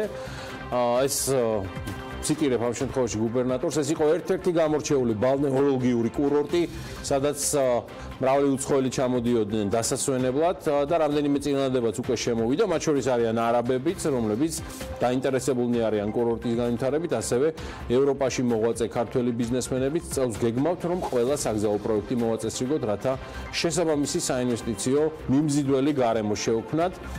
ადგილზე კომუნიკაციები მივიდეს და მრავალი სხვა აცხადებს გუბერნატორი ბიზნეს მედიასთან საუბარში. და როგორც მოგახსენეთ, Made in Georgia-ს ლეიბლით იარლიყით შესაძლოა კიდევ ერთი საერთაშორისო ბრენდის სამოსი გამოვიდეს, როგორც სახელმწიფო პროექტი აწარმოა საქართველოში და მისი ხელმძღვანელი მიხეილ ხიდურელი აცხადებს, სამკერვალო ფაბრიკა ელსელემა მოლაპარაკებებს არც მეტი არც ნაკლები პრადასთან აწარმოებს. ვიტყოდი ახლა რაღაცას პრადას თემაზე დილა უთენია ჰოლივუდის მოტივებზე, მაგრამ მე უკვე არ ვიცი რომელიღაცა მიმართულება ეკლესიური ალბათ წარმართობაში დამადანაშაულებს. მოკლედ პრადასთან მოლაპარაკებები გრძელდება ევროპაში H&M-ის მაღაზიებში კი პროდუქცია შესაბამისი ლეიბლით იარლიყით Made in Georgia აუცილებლად გაიყიდება. ჩვენ პრადას და არც H&M-ის და არც სხვა ბრენდების თემას ნამდვილად არ მოვეშვებთ. რა სიტყვიანო? მეგონი საინტერესოა და ნებისმიერ შემთხვევაში პრადა იქნება გუჩი თუ არბანი, კარგი იქნება თუ შეიკერება საქართველოში, მაგრამ ნახოთ ეს როგორ მოხდება, ის რაც ზუსტად ვიცით, ის არის რომ პლანეტარულია. H&M-ის პროდუქცია ნამდვილად საქართველოში შეიკერება და ნამდვილად მომარაგდება ევროპული ბაზარი ამ პროდუქტით. თუმცა სანამ ამ ნაწილში სიახლეებს კიდევ გაგაცნობდით, კიდევ ერთ თემა გვაქვს თქვენთვის. 2016 წლიდან დღემდე სოციალური ქსელის Facebook-ის შვილობილმა კომპანიამ Instagram თავისი აქტიური მომხმარებლების რიცხვი 400 მილიონამდე გაზარდა. Instagram-ი საქართველოშიც არნაკლები პოპულარობით სარგებლობს, განსაკუთრებით აქტუალური კი Instagram სტორებია, რომლებიც მომხმარებელს აძლევს საშუალებას, რომ თავისი ცხოვრების მნიშვნელოვანი მოვლენები სწორედ ამ სტორებში განათავსონ, რომლის ნახვაც მის გამომწერებს 24 საათის განმავლობაში შეუძლიათ. შემდეგ ისინი ქრება ამ სივრციდან. Instagram-ის ამ ფუნქციას ბოლო დროს სხვადასხვა ბიზნესები თავიანთი პროდუქციის რეკლამისთვისაც კიდევ უფრო ხშირად იყენებენ.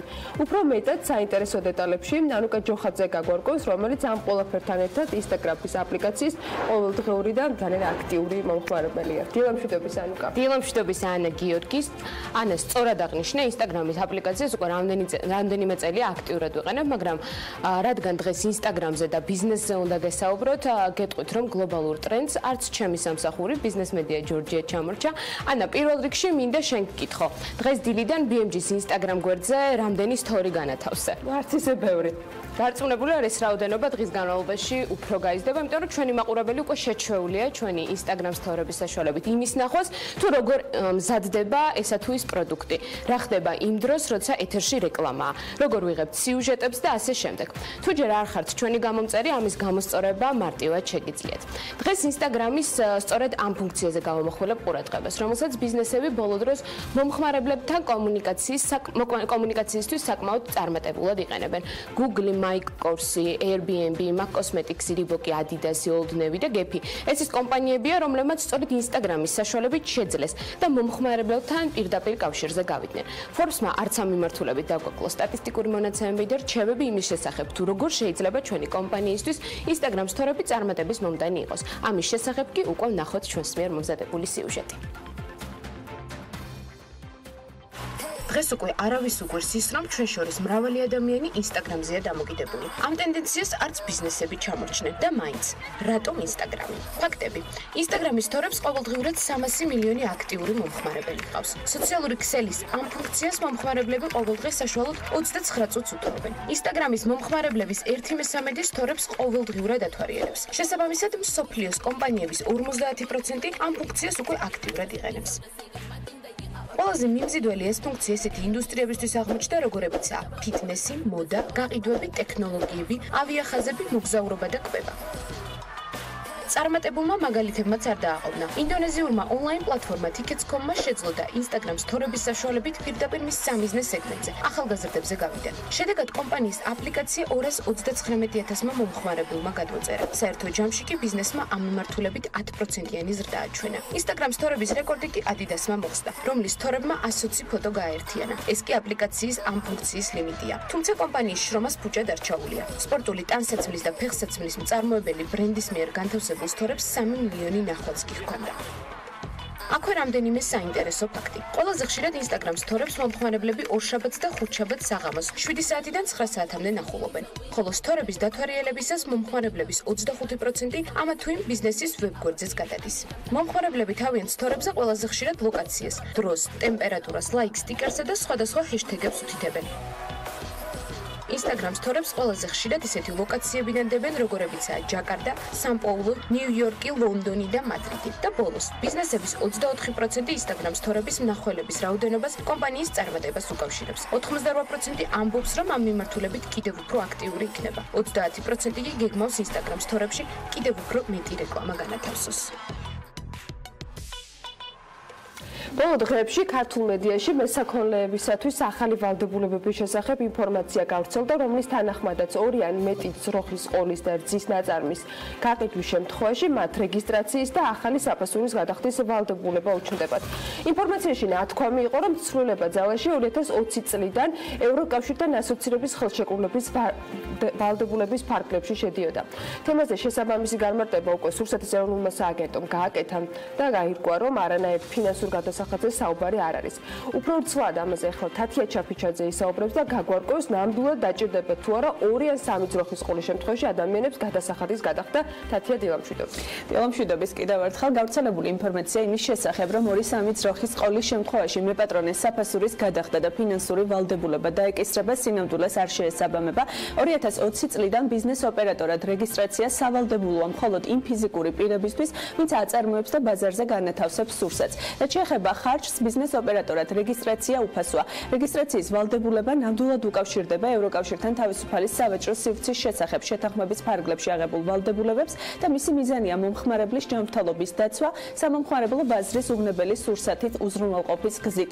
სამწუხაროდ ეს არ არის ერთადერთი შემთხვევა, როცა ქართულ მედიაში ევროკავშირის მოთხოვნებთან დაკავშირებით გარკვეული სახის დეზინფორმაციები ვრცელდება, ნებსით უნებლიეთ კონკრეტული პირების ეკუთარი პოსტებით თუ სტატიებით ხშირად გადაუმოწმებელ ინფორმაციასაც ავრცელებენ, რაც საზოგადოებაში ევროკავშირის მიმართ გარკვეული სახის ნეგატიური განწყობის დანერგვასაც უწყობს ხელს.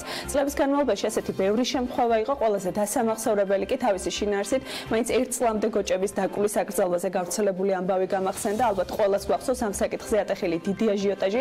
ბევრმა მედიამ Facebook-ზე გავრცელებული პოსტი სერიოზულად მიიჩნია და როგორც სინამდვილე ისე გავრცელა, რაც რასაკვირველია არ შეესაბამებოდა სიმართლეს. მსგავსი მოთხოვნა ევროპის არც ერთ ქვეყანაში არ არსებობს, თუმცა ევროგაერთიანების კანონმდებლობა ცხოველთა ცხოველთა კეთილდღეობის სტანდარტებს აწესებს, რისი დაცვაც წევრი ქვეყნებისთვის სავალდებულოა. ასევე ბევრი მითქმა-მოთქმა იყო მსხვილფეხა საქონლის პასპორტიზაციის თემაზეც, მისი ერთადერთი მიზანი კი რეალურად რეგისტრირებული საქონლის და მათი სადგომის შესახებ ინფორმაციის ერთიანი ელექტრონული ბაზის შექმნა იყო, რაც ასევე ამარტივებს მიკვლევადობას. რეალურ მოთხოვნებზე, ფინანსურ დანახარჯებზე და ამოთხოვნების მიზეზებზე და მიზნებზე კიდევ ერთხელ უნდა ვისაუბროთ ჩვენ სტუმართან ერთად. გიორგი ჩიტაძე, საქართველოს სავაჭრო სამრეწველო პალატის სერვისებისა და რეგიონალური განვითარების დეპარტამენტის უფროსია ჩვენთან ერთად დილიდან. მოგესალმებით კიდევ ერთხელ. მადლობა თქვენი დროისთვის. პირველ რიგში ამ საკითხით რომ დავიწყოთ საუბარი, რადგან ბოლო დღეებში დიდი აჟიოტაჟი იყო Facebook-ზე. რას უკავშირდება ამ რეგისტრაციის ვალდებულება და რეალურად რაზეა ლაპარაკი? არის თუ არა ეს ფინანსურ დანახარჯებთან დაკავშირებული და რატომ უნდა დავრეგისტრირდეს ის პირები, ვინც თუნდაც 2-3 ძრო ხაყავს და აწარმოებს რაღაცა ბაზარზე ამ პროდუქციის განთავსებას? გამარჯობათ, მოგესალმებით კიდევ ერთხელ. თქვენ სწორად აღნიშნეთ შესავალში, რომ ნამდვილად ეს რეგისტრაციის ვალდებულება არის და ეს არსებობს ევროკავშირის ვალდებულებების ფარგლებში. ევროკავშირის ვალდებულებები მეწარმეებისთვის რა თქმა უნდა დაკავშირებული არის იმასთან, რომ მათ უნდა უზრუნველყონ პროდუქტი, რომელსაც ისინი აწარმოებენ, რომელსაც ისინი ბაზარზე განათავსებენ, აი ეს პროდუქტი უნდა იყოს ადამიანის ჯანმრთელობისთვის უსაფრთხო უვნებელი. რეგისტრაცია ზუსტად ამ ნაწილში უკავშირდება ვალდებულებას იმისათვის, რომ მეწარმეები, რომლებიც გადაწყვეტენ, რომ ესეთი სახის პროდუქტი უნდა აწარმოონ, სახელმწიფო უწყებებისთვის იყოს მიკვლევადი და მათ შეეძლოთ, რომ ასე ვთქვათ, ბაზარზე განთავსებული პროდუქტიდან შეეძლონ აღმოაჩინონ კონკრეტულად ის პირუტყვი, რომელთანაც იქნა წარმოებული ეს პროდუქტი. ზუსტად აი ამ მიკვლევადობის ჯაჭვის ერთ-ერთი კომპონენტი არის ზუსტად რეგისტრაცია და პირველი ნაწილი არის ეს. ერთი რამე თქვენ თავიდან სწორად აღნიშნეთ, ანუ ბევრი სპეკულაციები არის საქართველოსა და ევროკავშირის შორის არსებული თავისუფალი ვაჭრობის შეთანხმების, ასე ვთქვათ, შინაარსთან დაკავშირებით და ხშირად ადამიანები ამას არასწორად იყენებენ, არაკეთილ სინდისიერადაც შეგვიძლია ვთქვათ. უბრალოდ კიდევ ერთხელ მინდა ცალსახად აღვნიშნო და ვთქვა ის, რომ არ არსებობს არც ერთი ევროპული რეგულაცია, რომელთან საქართველოსაც აქვს ვალდებულება, რომ დაახლოოს თავისი კანონმდებლობა. ისეთი რეგულაცია არ არსებობს ევროკავშირის მიერ მიღებული, სადაც რაიმე სახის გადასახადის შემოღებაზე იქნება საუბარი.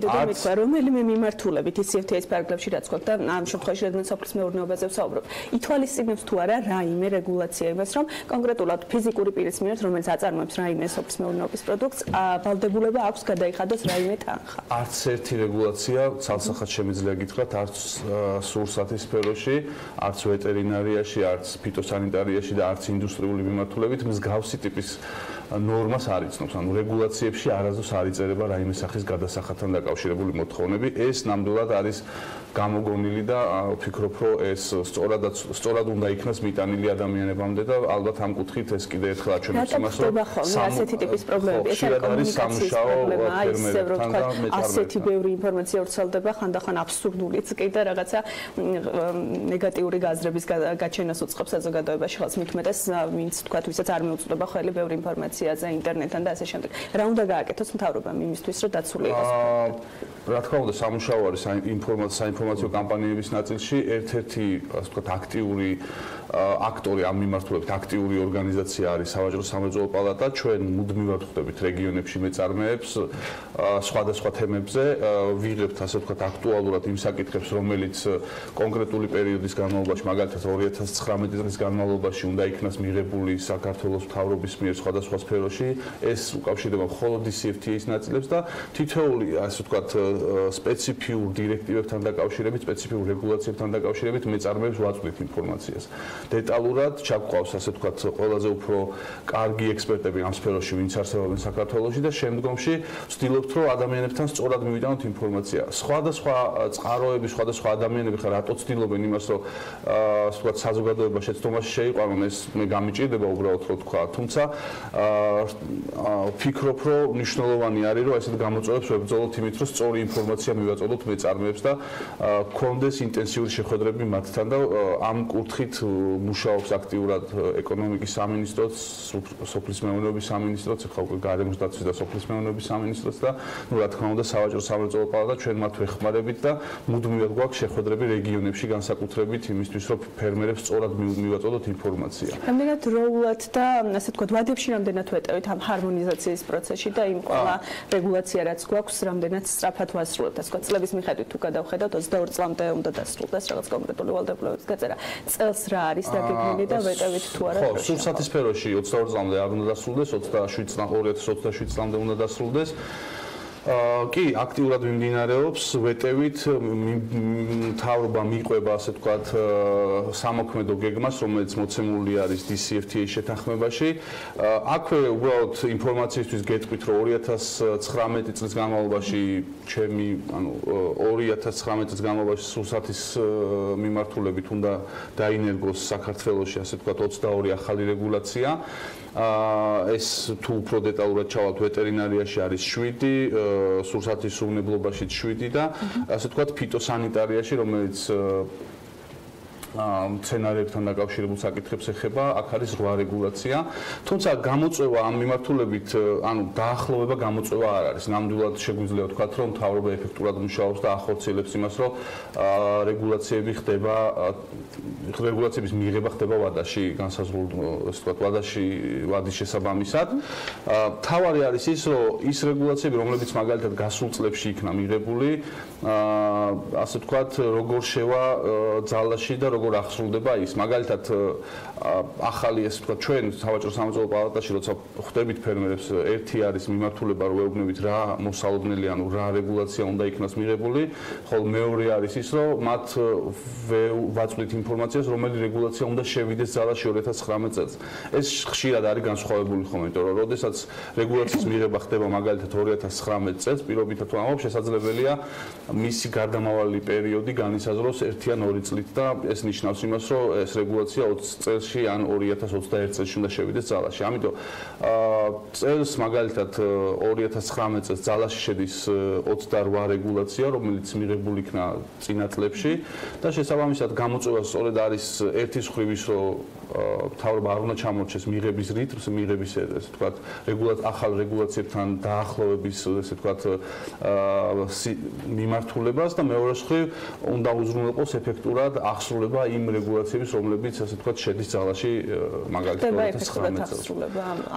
ამას ალბათ გვაჩვენებს ასე ვთქვათ სიტუაცია, როგორ ასე ვთქვათ არსებული გარემო, ნახავთ როგორი იქნება ეს ეხლა რთული იქნება ამის შეფასება. აქამდე არ ყოფილა ჩავარდნა და ნახოთ 2019 წლის ბოლოსაც როგორ იქნება ასე ვთქვათ რეგულაციების ძალაში შესვლის მიმართულება. ჰარმონიზაციის პროცესში თქვით, რომ ვთქვათ გამოწვევასაც ვერ დაარქმევდით ამ პრობლემებს, რადგან ვისაუბრეთ, რა არის მთავარი ხარვეზი, არ ვიცი, მთავარი პრობლემა, რაც ქართულ კანონმდებლობასთან დაახლოებით და ქართულ წარმოებლებთან ამ ევროკავშირის ჰარმონიზაციას არა დაახლოებას ვეძახით, აპროქსიმაციას ვეძახით ჩვენ. ასე ვთქვათ, როგორც დღევანდელი სიუჟეტის ასე ვთქვათ წინარე მოსამზადებელ ეტაპზე რატოც მომზადდა თუნდაც დღევანდელი აი ეს ჩვენი დისკუსია ჩანს იქიდან რომ ინფორმაცია არის მნიშვნელოვანი სწორი ინფორმაციის მიტანა ასე ვთქვათ საზოგადოებამდე რა თქმა უნდა და შემდგომი გამოწვევა არის უფრო მეტად ვიდრე ადმინისტრაციული რესურსის ასე ვთქვათ გაძლიერება ბევრად დიდი გამოწვევა არის ის რომ მეწარმეებს კონდეთ შესაძლებლობა პირველ რიგში მიიღონ სწორი ინფორმაცია და შემდგომში კონდეთ შესაძლებლობა წვდომა იმ რესურსებზე ფინანსურ რესურსზე რომელიც დაეხმარება მათ რომ აი ეს რეგულაციები რომელზეც ახლა ზოგადად ვისაუბრეთ ჩვენ იყოს ეფექტურად აღსრულებული და ასე ვთქვათ იმპლემენტირებული კანონმდებლობაში და ზოგადად რეალურ ცხოვრებაში. კი ბატონო და მოკლედ კიდევ ერთხელ ხაზი გაუსვათ იმას რომ ეს ყველა ვალდებულება რაც დაინერგა და რაც უნდა დაინერგოს არც ერთი არ უკავშირდება ფინანსურ დანახაჯებს და ეს ფოთვა რომელიც ვრცელდება ხოლმე საზოგადოებაში და რაღაცა უშუალოდ წარმოგვიდგენთ. დავამშვიდოთ საზოგადოება. დავამშვიდოთ კიდევ ერთხელ და ჩვენი ეთერი მომატება DCFTA-ის ფარგლებში მათ ნამდვილად არ ემუქრებათ. იმ მავნებლებს თუ კი ესეთები არსებობენ რომლებიც რაღაც გაუგებარ ინფორმაციებს ავრცელებენ მივიტოვებ უფლებას რომ კონდეს ეჭვი რომ ეს რეალურად ევროკავშირის ფასეულობების დისკრედიტაციისთვის საც ხდება. ყოველს უბრალოდ მოგიწოდებთ რომ BMG-ს მაინც გადახედოთ და ნახავთ რეალურად იმ რესპონდენტებს რომელთა სიტყვას ყოველგვარი გადამოწმების გარეშე შეგიძლიათ ენდოს და მათ შორის ერთ-ერთი გიორგი ჩიტაძეა საქართველოს სავაჭრო სამრეწველო პალატის სერვისებისა და რეგიონალური განვითარების დეპარტამენტის უფროსი რომელიც თათია ჩაფიჩაძის და ცხადია საქმიანი დილას სტუმრობა. გიორგი, მადლობა. დიდი მადლობა. წარმატებები. ამ ინფორმაციას სულ მალე უკვე BMG-ის ვებგვერდზე ნახავთ, ისევე როგორც ვიდეო ვერსიას გიორგისთან თათია ჩაფიჩაძის საუბრისა. სტუმარს გავაცილებთ, მანამდე დათქმით ამინდის გრძელვადიანი პროგნოზით.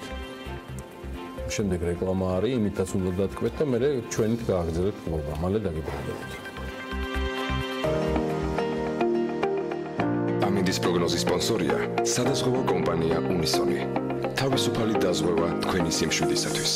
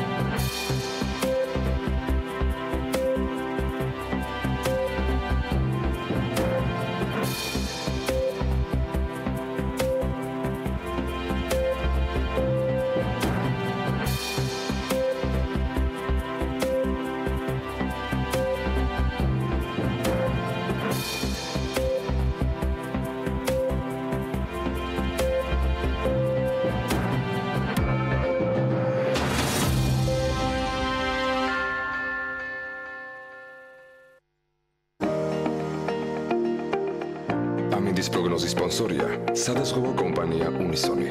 თავისუფალი დაზღვევა თქვენი სიმშვიდისათვის.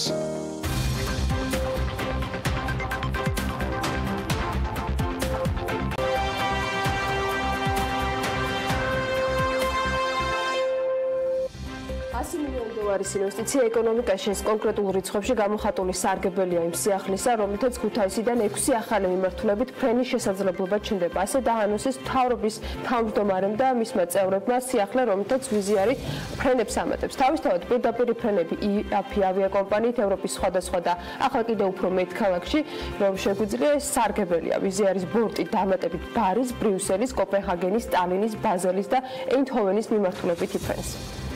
ვიზი არის სიახლეები, ცალსახად ძალიან კარგი ამბავია და მნიშვნელოვანი, თუმცა კიდევ ერთ ეგრეთ წოდებულ low-cost-ერთან დაკავშირებით გვაქვს ძალიან დიდი მოლოდინები.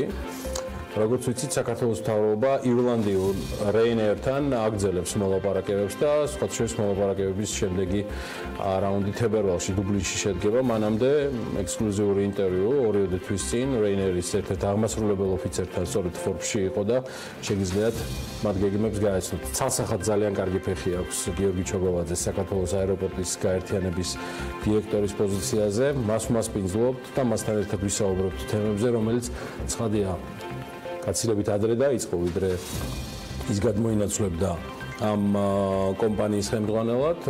მე მას მივესალმები გეომშვიდობის. მოგესალმებით. ახალ ამპლუაში პირველად არის მეტი ჩოგო ჩვენთან და გაფრთხილებული ამბით. ხო. აქ ამ დროს ნუ დაგწლებათ გული, გიორგისთან ნაკლებად გვექნება საუბარი მის წინა სამსახურზე, თუმცა ეს აქ პირდაპირ კოლერაცია ცალსახად ჩანს. ჩვენ დავალოდებით დღეს საქართველოს ეკონომიკის და მდგრადი განვითარების მინისტრის განცხადებას, თუ ვინ იქნება ტურიზმის ეროვნული სააგენტოს ხელმძღვანელი და გიორგი ჩოგოვაძის ადგილმონაცვლე. დღეს კი ვისაუბრებთ საქართველოს აეროპორტების გაერთიანებაზე. გიორგი, კიდევ ერთხელ დილამშვიდობის და გმადლობთ, რომ ხართ ჩვენთან ერთად. ვიზიარისგან კარგი ამბები გვაქვს და ამაზე მაყურებელს მოუყევით ეს კონკრეტული რიცხვები და კონკრეტული მონაცემები მთავრობის სხდომის წინ ჯერ პრემიერ-მინისტრმა და მერე ეკონომიკის მინისტრმაც გაგვაცნეს. მაგრამ მე მინდა ვიკითხო Ryanair-ზე, რომელზე თან დაკავშირებდეთ, როგორც ვიცით, თებერვალში შეხვედრა უნდა შედგეს. მზადყოფნა იმის, რომ მათ აქვთ სურვილი იყოს დიალოგი, არსებობს ეს შარშანდელ ღონისძიებაზე, რომელიც თბილისში გაიმართა, ასევე საქართველოში Ryanair-ის წარმომადგენლობა დააფიქსირეს. თუმცა იყო გარკვეულ პირობებზე შეუთანხმებლობა. თქვენ რა პირობებით მიდიხართ, ბატონო გიორგი, რა შეთანხმებას შეიძლება მივახციოთ და არსებობს თუ არა რაიმე წინაპირობა, რომელიც საქართველოს მხრიდან არ გადაიხედება? ზოგადად დავიწყოთ პოლიტიკით, თუ რა პოლიტიკას ატარებს ქვეყანა ავიაკომპანიების მიმართებაში, უცხოური ავიაკომპანიების მიმართებაში და ასევე ქართული ავიაკომპანიების მიმართებაში. ჩვენი ამოცანა წლების წინაც და დღესაც არის ის, რომ მეტი სიხშირით მეტი ავიაკომპანია ოპერირებდეს საქართველოში. ამას განსაკუთრებული ყურადღება ენიჭება ქუთაისის შემთხვევაში, როცა ჩვენი სტრატეგია და ჩვენი კონცეფცია გახლავთ, რომ ქუთაისი არა მარტო ჩვენი თანამოქალაქეებისთვის იყოს გზა ევროპაში, არამედ ჩვენ რეგიონშიც გავაკეთოთ შეთავაზება, რეგიონში იგულისხმება ის მეზობელი ქვეყნები, რომლებიც შეძლებენ ქუთაისის გავლით ევროპაში მოგზაურობას, შესაბამისად ქუთაის გახდება და მეტი ფუნქცია მიენიჭება როგორც ჰაბი დაბალბიუჯეტიანი ავიაკომპანიების კუთხით. სწორედ ამ წელში მიმდინარეობს ძალიან აქტიურად თანამშრომლობა და წარმატებული თანამშრომლობა ვიზეართან. თქვენ მოგეხსენებათ, რომ ვიზეარმა 2018 წლის მონაცემებით 600,000-ზე მეტი მგზავრი გადაიყვანა და აქედან 53%, ანუ 300,000-ზე მეტი იყო უცხოელი, პირველ რიგში ევროპელი ტურისტი, რამე თუ ეს ავიაკომპანია ევროპის მიმართულებით დაფრინავს, 300,000-ზე მეტი ევროპელი ტურისტი, რომელიც ქვეყანაში შემოვიდა კონკრეტულად ვიზეარის საშუალებით.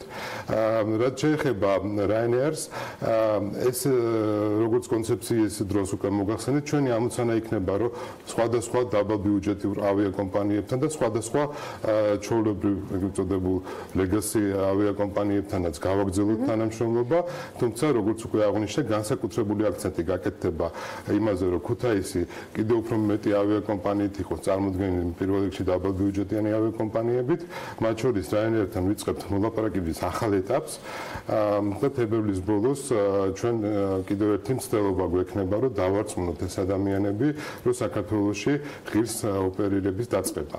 და ამის მთავარი არგუმენტი იქნება ის, რაზეც კორელაცია გვაქვს ამ შემთხვევაში ტურისტთან, ქვეყნის ნობადობის გაზრდასთან და თქვენ გახსოვთ, რომ წლების წინათ ჩვენი პირველი პრიორიტეტი იყო, რომ შეგვექმნა ტრენდი საქართველოში ტურისტების ზრდის, საქართველოს ნობადობის რადიკალური ზრდის, რაც დამეთანხმებით, რომ დღევანდელი სამყაროში ბიზნესისთვის არის მთავარი არგუმენტი. მოლაპარაკება დიდი ხანია მიმდინარეობდა, ყოველ შემთხვევაში თქვენი წინამორბედები მუდმივად საუბრობდნენ, რომ კი, დიალოგი არსებობს, კი არსებობს შეთავაზება, მაგრამ რაღაც უშლიდა ხელს.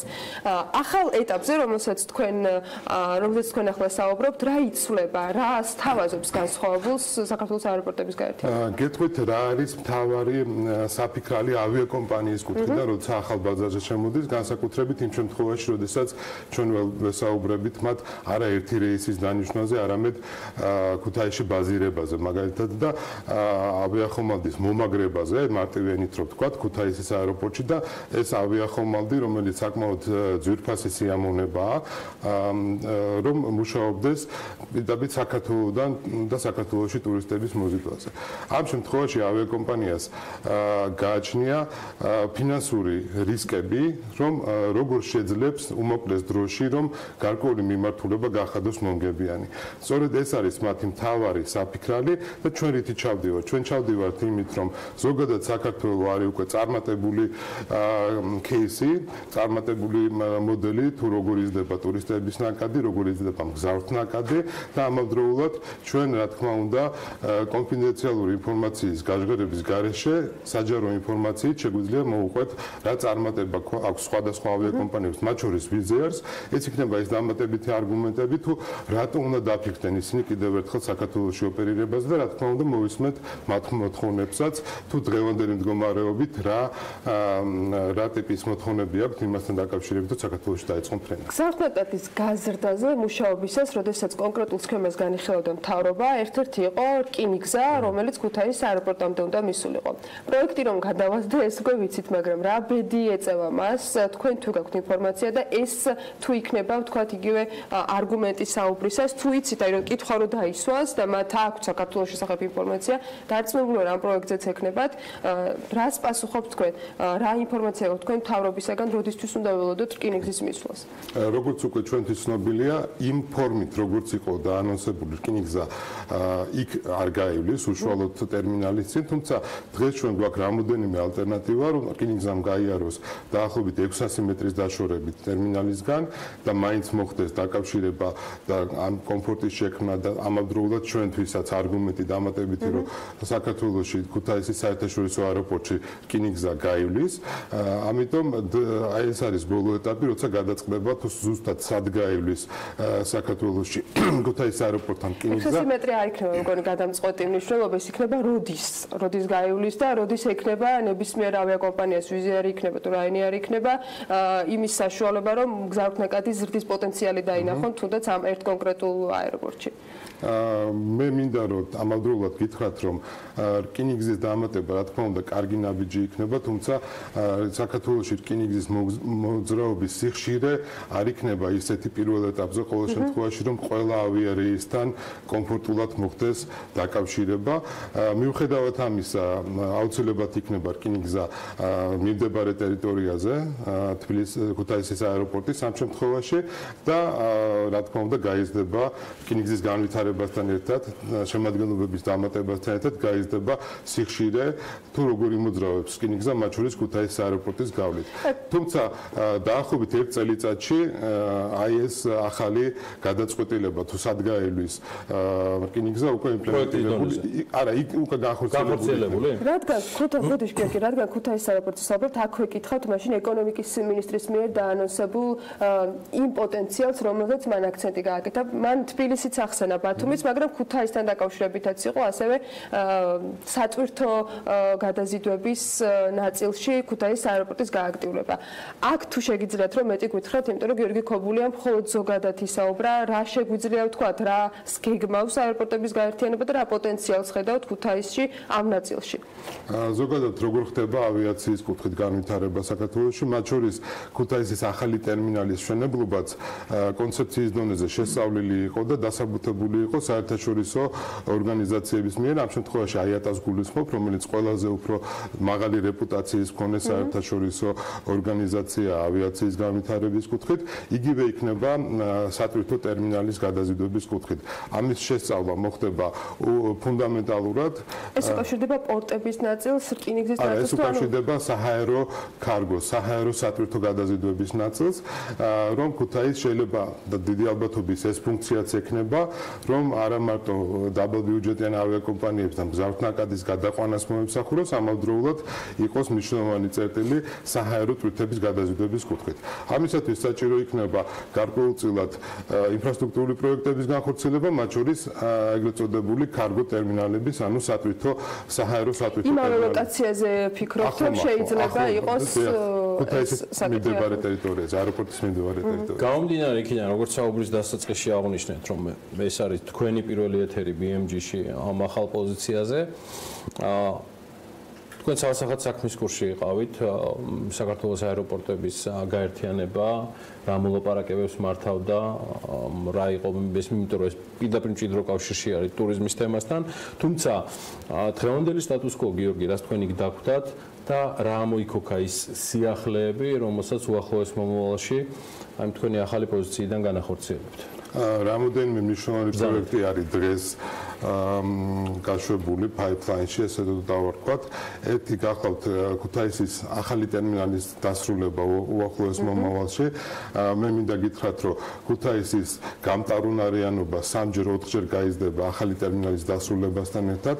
დღეს უკვე შენობა, კონსტრუქციული ნაწილი უკვე აშენებულია, მიმდინარეობს მეორე ფაზა, რომელიც გულისხმობს შენობის შეფუთვას და გადახურვას. მესამე ფაზაში მოხდება საინჟინრო სისტემების დაყენება შენობაში და უკვე მეოთხე ფაზაში, რომელიც წლის ბოლოს დასრულდება, ეს იქნება ავეჯის და სპეციალური დანადგარების შეტანა, რომელიც საჭიროა ტერმინალის ოპერირებისათვის. 2020 წლის დასაწყისში მოხდება ამ ორი შენობის გაერთიანება. და როგორც უკვე აღნიშნე, 3-4-ჯერ მოხდება მგზავრთნაკადის გატარება. დღეს თუ არის 300 მგზავრის ერთდროულად გატარების საშუალება ქუთაისის საერთაშორისო აეროპორტიდან, ეს ციფრი დაახლოებით 1200 მგზავრამდე გაიზრდება ერთდროულად მომსახურების ნაწილში. ამას რა თქმა უნდა შესაბამისი ინფრასტრუქტურა ემატება. დღეს თუ 3 გამშვები პუნქტია, ეგრეთ წოდებული გეითების რაოდენობა 7-მდე იზრდება და რა თქმა უნდა ფართობის ნაწილშიც დაახლოებით 24,000 კვადრატული მეტრით იზრდება მთლიანად აეროპორტის ტერიტორია. კიდევ ერთი ეკონომიკის მინისტრის მიერ დაანონსებულ სიახლეზე მინდა კითხოთ და ცოტა მეტი ინფორმაცია მივიღოთ თქვენგან. მან ახსენა თბილისთან ახლოს დამატებითი აეროპორტის ან არსებულის გაფართოების პერსპექტივა. ისიც უნდა ვთქვათ, რომ ტავ-ჯორჯიასთან გაფორმებული ხელშეკრულებით 120 კილომეტრის თუ 150 კილომეტრის რადიუსში ახალი აეროპორტის აშენების უფლება ამ შემთხვევაში არ გვაქვს. რა იგულისხმება ამაში, რა პოტენციალი აქვს დღეს არსებულ აეროპორტს გაფართოების კიდე მით უმეტეს სულ ცოტა ხნის წინ მისი გაფართოება მოხდა, დაემატა სხვა ტერმინალები, გაფრენის თქვათ ტერმინალები ერთმანეთისგან გაიმჯრა და ასე შემდეგ. რა გეგმაზეა გიორგი ქობულიას ეს ნათქვამი, ბატონ გიორგი, ხო არ ნიშნავს, რომ ტალთან ამ თემაზე მოლაპარაკებები მიდის, ანუ გარკვეულწილად. ჯერ მოლაპარაკებები არ მიდის, თავის ხელშეკრულება 2027 წლამდე არის და ჯერჯერობით ეს ეტაპი თუ როგორ უნდა იყოს საქართველოში ოპერირება, მათ შორის თბილისის და ბათუმის აეროპორტების დღის წესრიგში დღეს არ დგას. თუმცა რასაც გულისხმობდა ბატონი გიორგი ქობულია, გახლავთ ის, რომ ზოგადად ავიაციის განვითარება არ ხდება ერთ დღეში და ერთ წელიწადში, შესაბამისად მთავრობა ჩაატარებს გარკვეულ ტიპის კვლევებს თუ long term-ში, ანუ გრძელვადიან პერიოდში როგორ უნდა მოხდეს ავიაციის განვითარება, მათ შორის აეროპორტის ინფრასტრუქტურის განვითარება.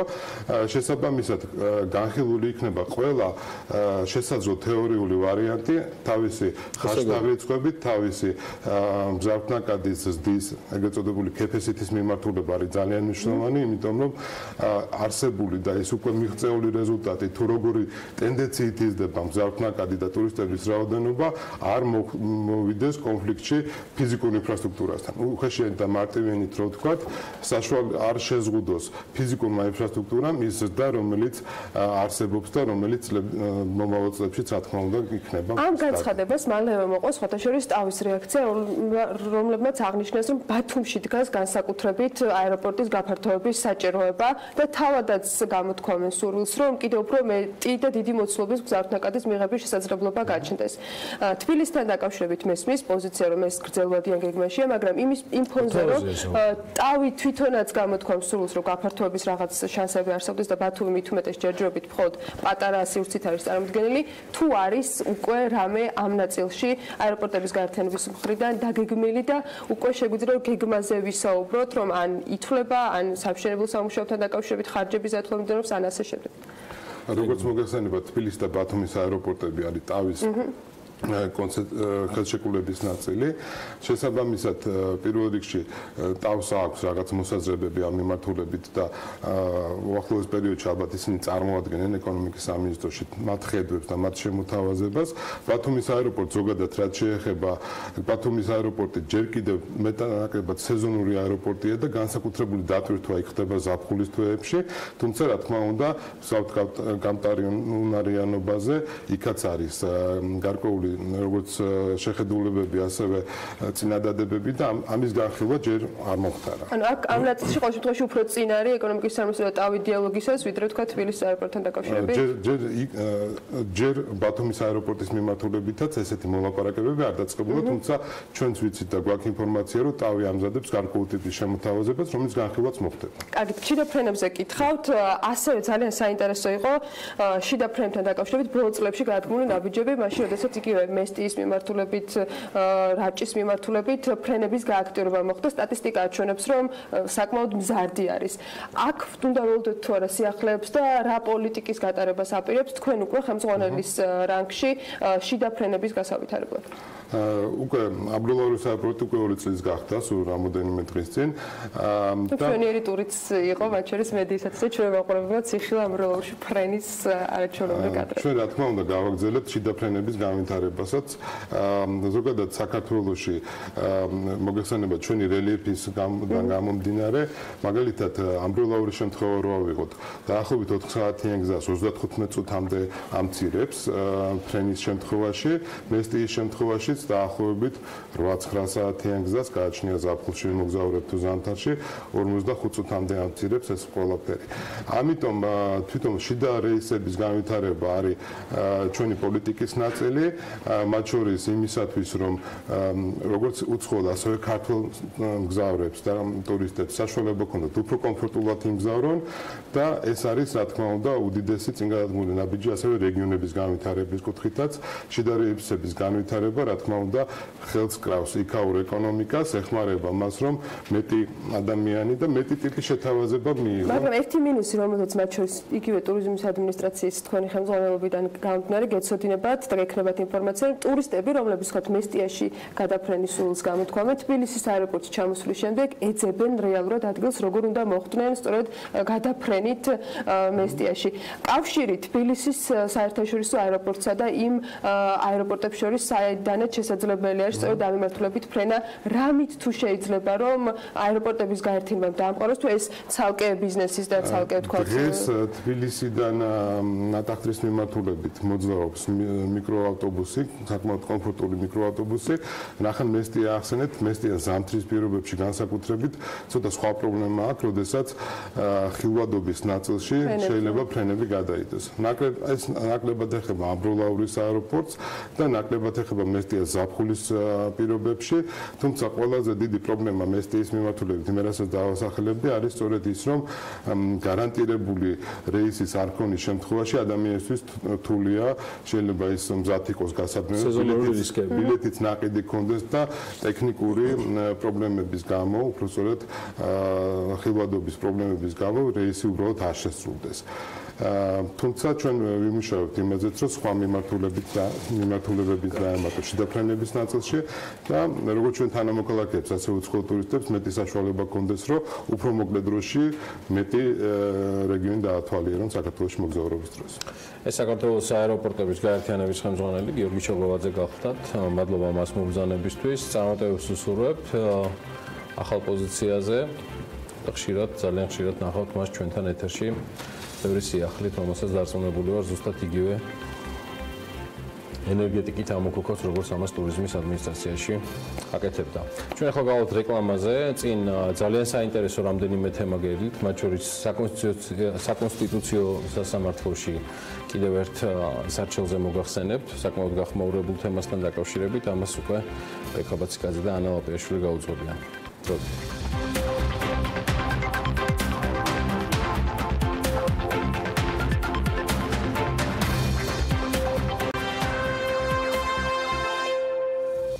რეკლამის შემდეგ უკვე ბექაბაციკაძესთან ერთად დავბრუნდით საქმიანი დილის ეთერში და ვისაუბრებთ გასულ კვირაში საკონსტიტუციო სასამართლოსათვის არასამთავრობო ორგანიზაცია საქართველოს დემოკრატიული ინიციატივის მორიგ სარჩელზე, რომლითაც ისინი ფინანსთა მინისტრის ბრძანების ანტიკონსტიტუციურად ცნობას ითხოვენ. ბრძანება ხორბლის იმპორტის და რეექსპორტის სახმელეთო ტრანსპორტით მომსახურების აკრძალვას ეხება, რომლის ამოქმედება 2019 წლის 1 ოქტომბრამდეა გადავადებული. გახსოვთ ალბათ შემოდგომის დასაწყისში გამართული ხმაურიანი აქციები, რომლის საფუძველზეც სწორედ ამ გადავადების გადაწყვეტილება მიიღო ფინანსთა მინისტრმა. ფინანსთა მინისტრის მიერ 22 აგვისტოს გამოცემული ბრძანებით საქართველოში ხორბლის იმპორტ-ექსპორტის ექსკლუზიური უფლება მხოლოდ და მხოლოდ რკინიგზას და პორტებს ენიჭება. სხვა გზებით ხორბლის საზღვარზე ტრანსპორტირება აკრძალული ხდება. საკონსტიტუციო სასამართლოში წარდგენილი არგუმენტაციით ივანე მაჭავარიანის ბრძანება კონსტიტუციის 31 და 21 მუხლებს პირდაპირ არ უღებს.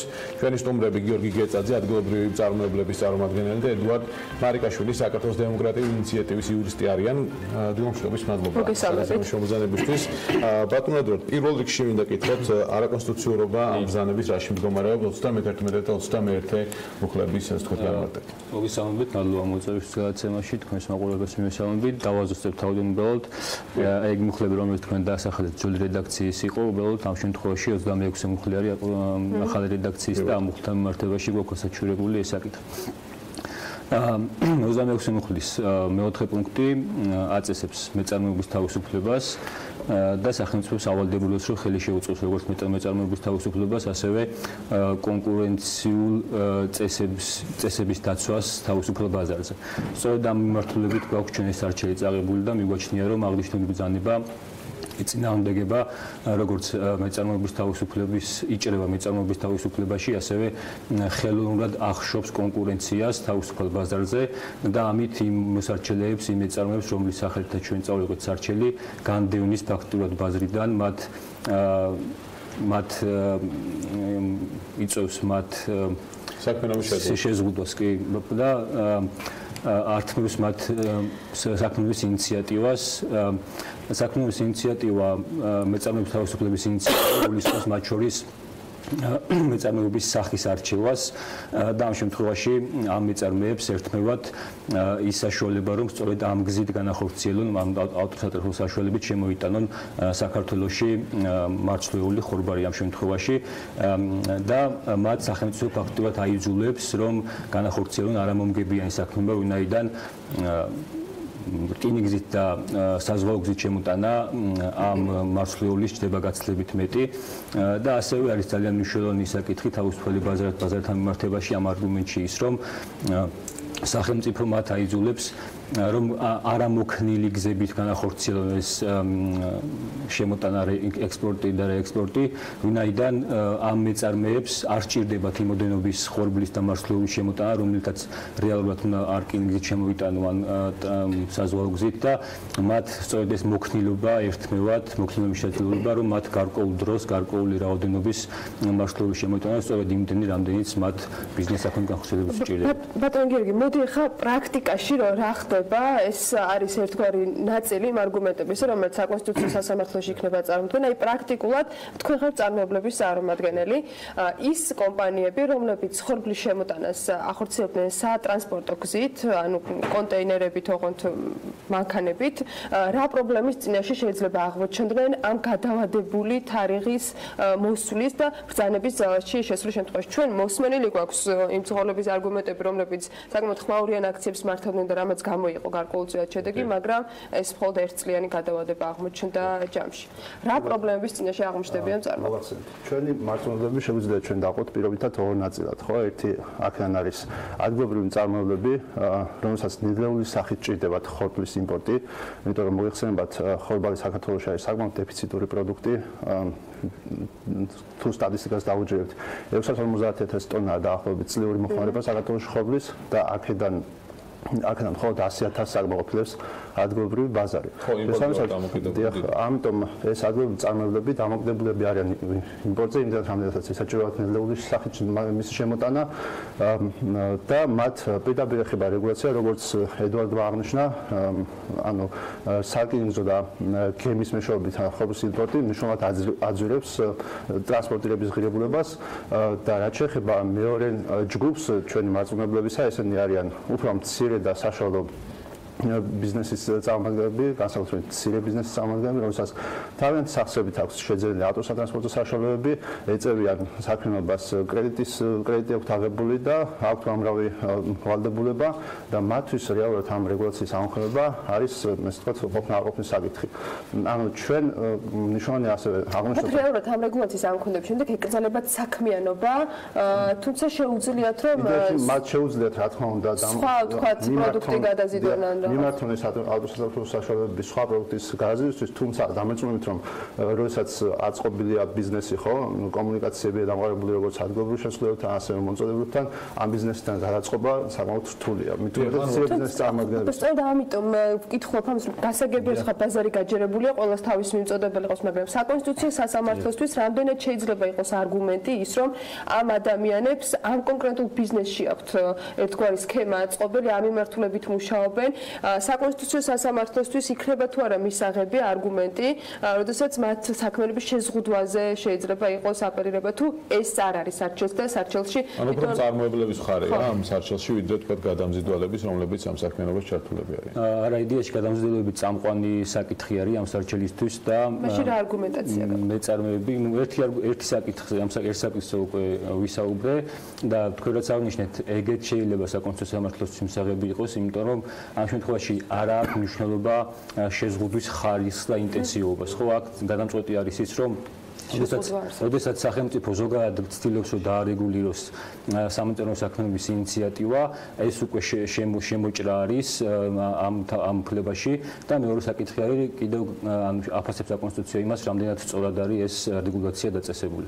ერთი ძალიან მნიშვნელოვანი საკითხი აქ კიდევ უნდა აღინიშნოს ის, რომ რეალურად ეს მიემართება კონკურენციის ხელოვნურ ჩახშობას. თავდაპირველად აღნიშნე და ეს ძალიან საფუძვლიანი არგუმენტია საკონსტიტუციო სასამართლოსთვის, ვინაიდან სახელმწიფო ვალდებულია ხელი შეუწყოს კონკურენტუნარიან გარემოს და წესებს ბაზარზე. და რეალურად ამ რეგულაციით ამ ადამიანების გასვლა ხდება ბაზრიდან და ხელოვნურად მონოპოლიების შექმნა ორი გზა რჩება მარტო პორტი და რკინიგზა. კი, პორტი და რკინიგზა და ეს ორი ამ გზით მარშრუტების შეუმტანი კომპანიები გახდებიან, რა თქმა უნდა, დიდი ალბათობით მონოპოლისტები ამ სფეროში და კიდევ კი ბატონო დასრულდა მე. ხო, ან საკონსულტაციო სამართლოს ჩვენი არგუმენტები აღნიშნავთ საკონსულტაციო სამართლოს პრაქტიკას და საკონსულტაციო სამართლოს აქვს ძალიან ესეთი კარგი განმარტება, რომ იმ სფეროებში, სადაც ბუნებრივი მონოპოლია არსებობს, იქაც კი თუ არის პატარა შანსი, რომ არსებობდეს კონკურენციის შესაძლებლობა, იქაც არის სახელმწიფო ვალდებული, რომ გარკვეულწილად ხელი შეუწყოს, წაახალისოს, გააჯანსაღოს ეს სუბიექტები ბაზარზე და ამ რეგულაციებით, იდეაში სახელმწიფოს რეგულაციებით თავისუფალ ბაზართან მიმართებაში უნდა დამთავრდეს იქ, სადაც ბაზრის წესები იწყება. და როდესაც სახელმწიფო ადმინისტრირებით შემოდის ბაზრის წესებში, ეს გამოდის, რომ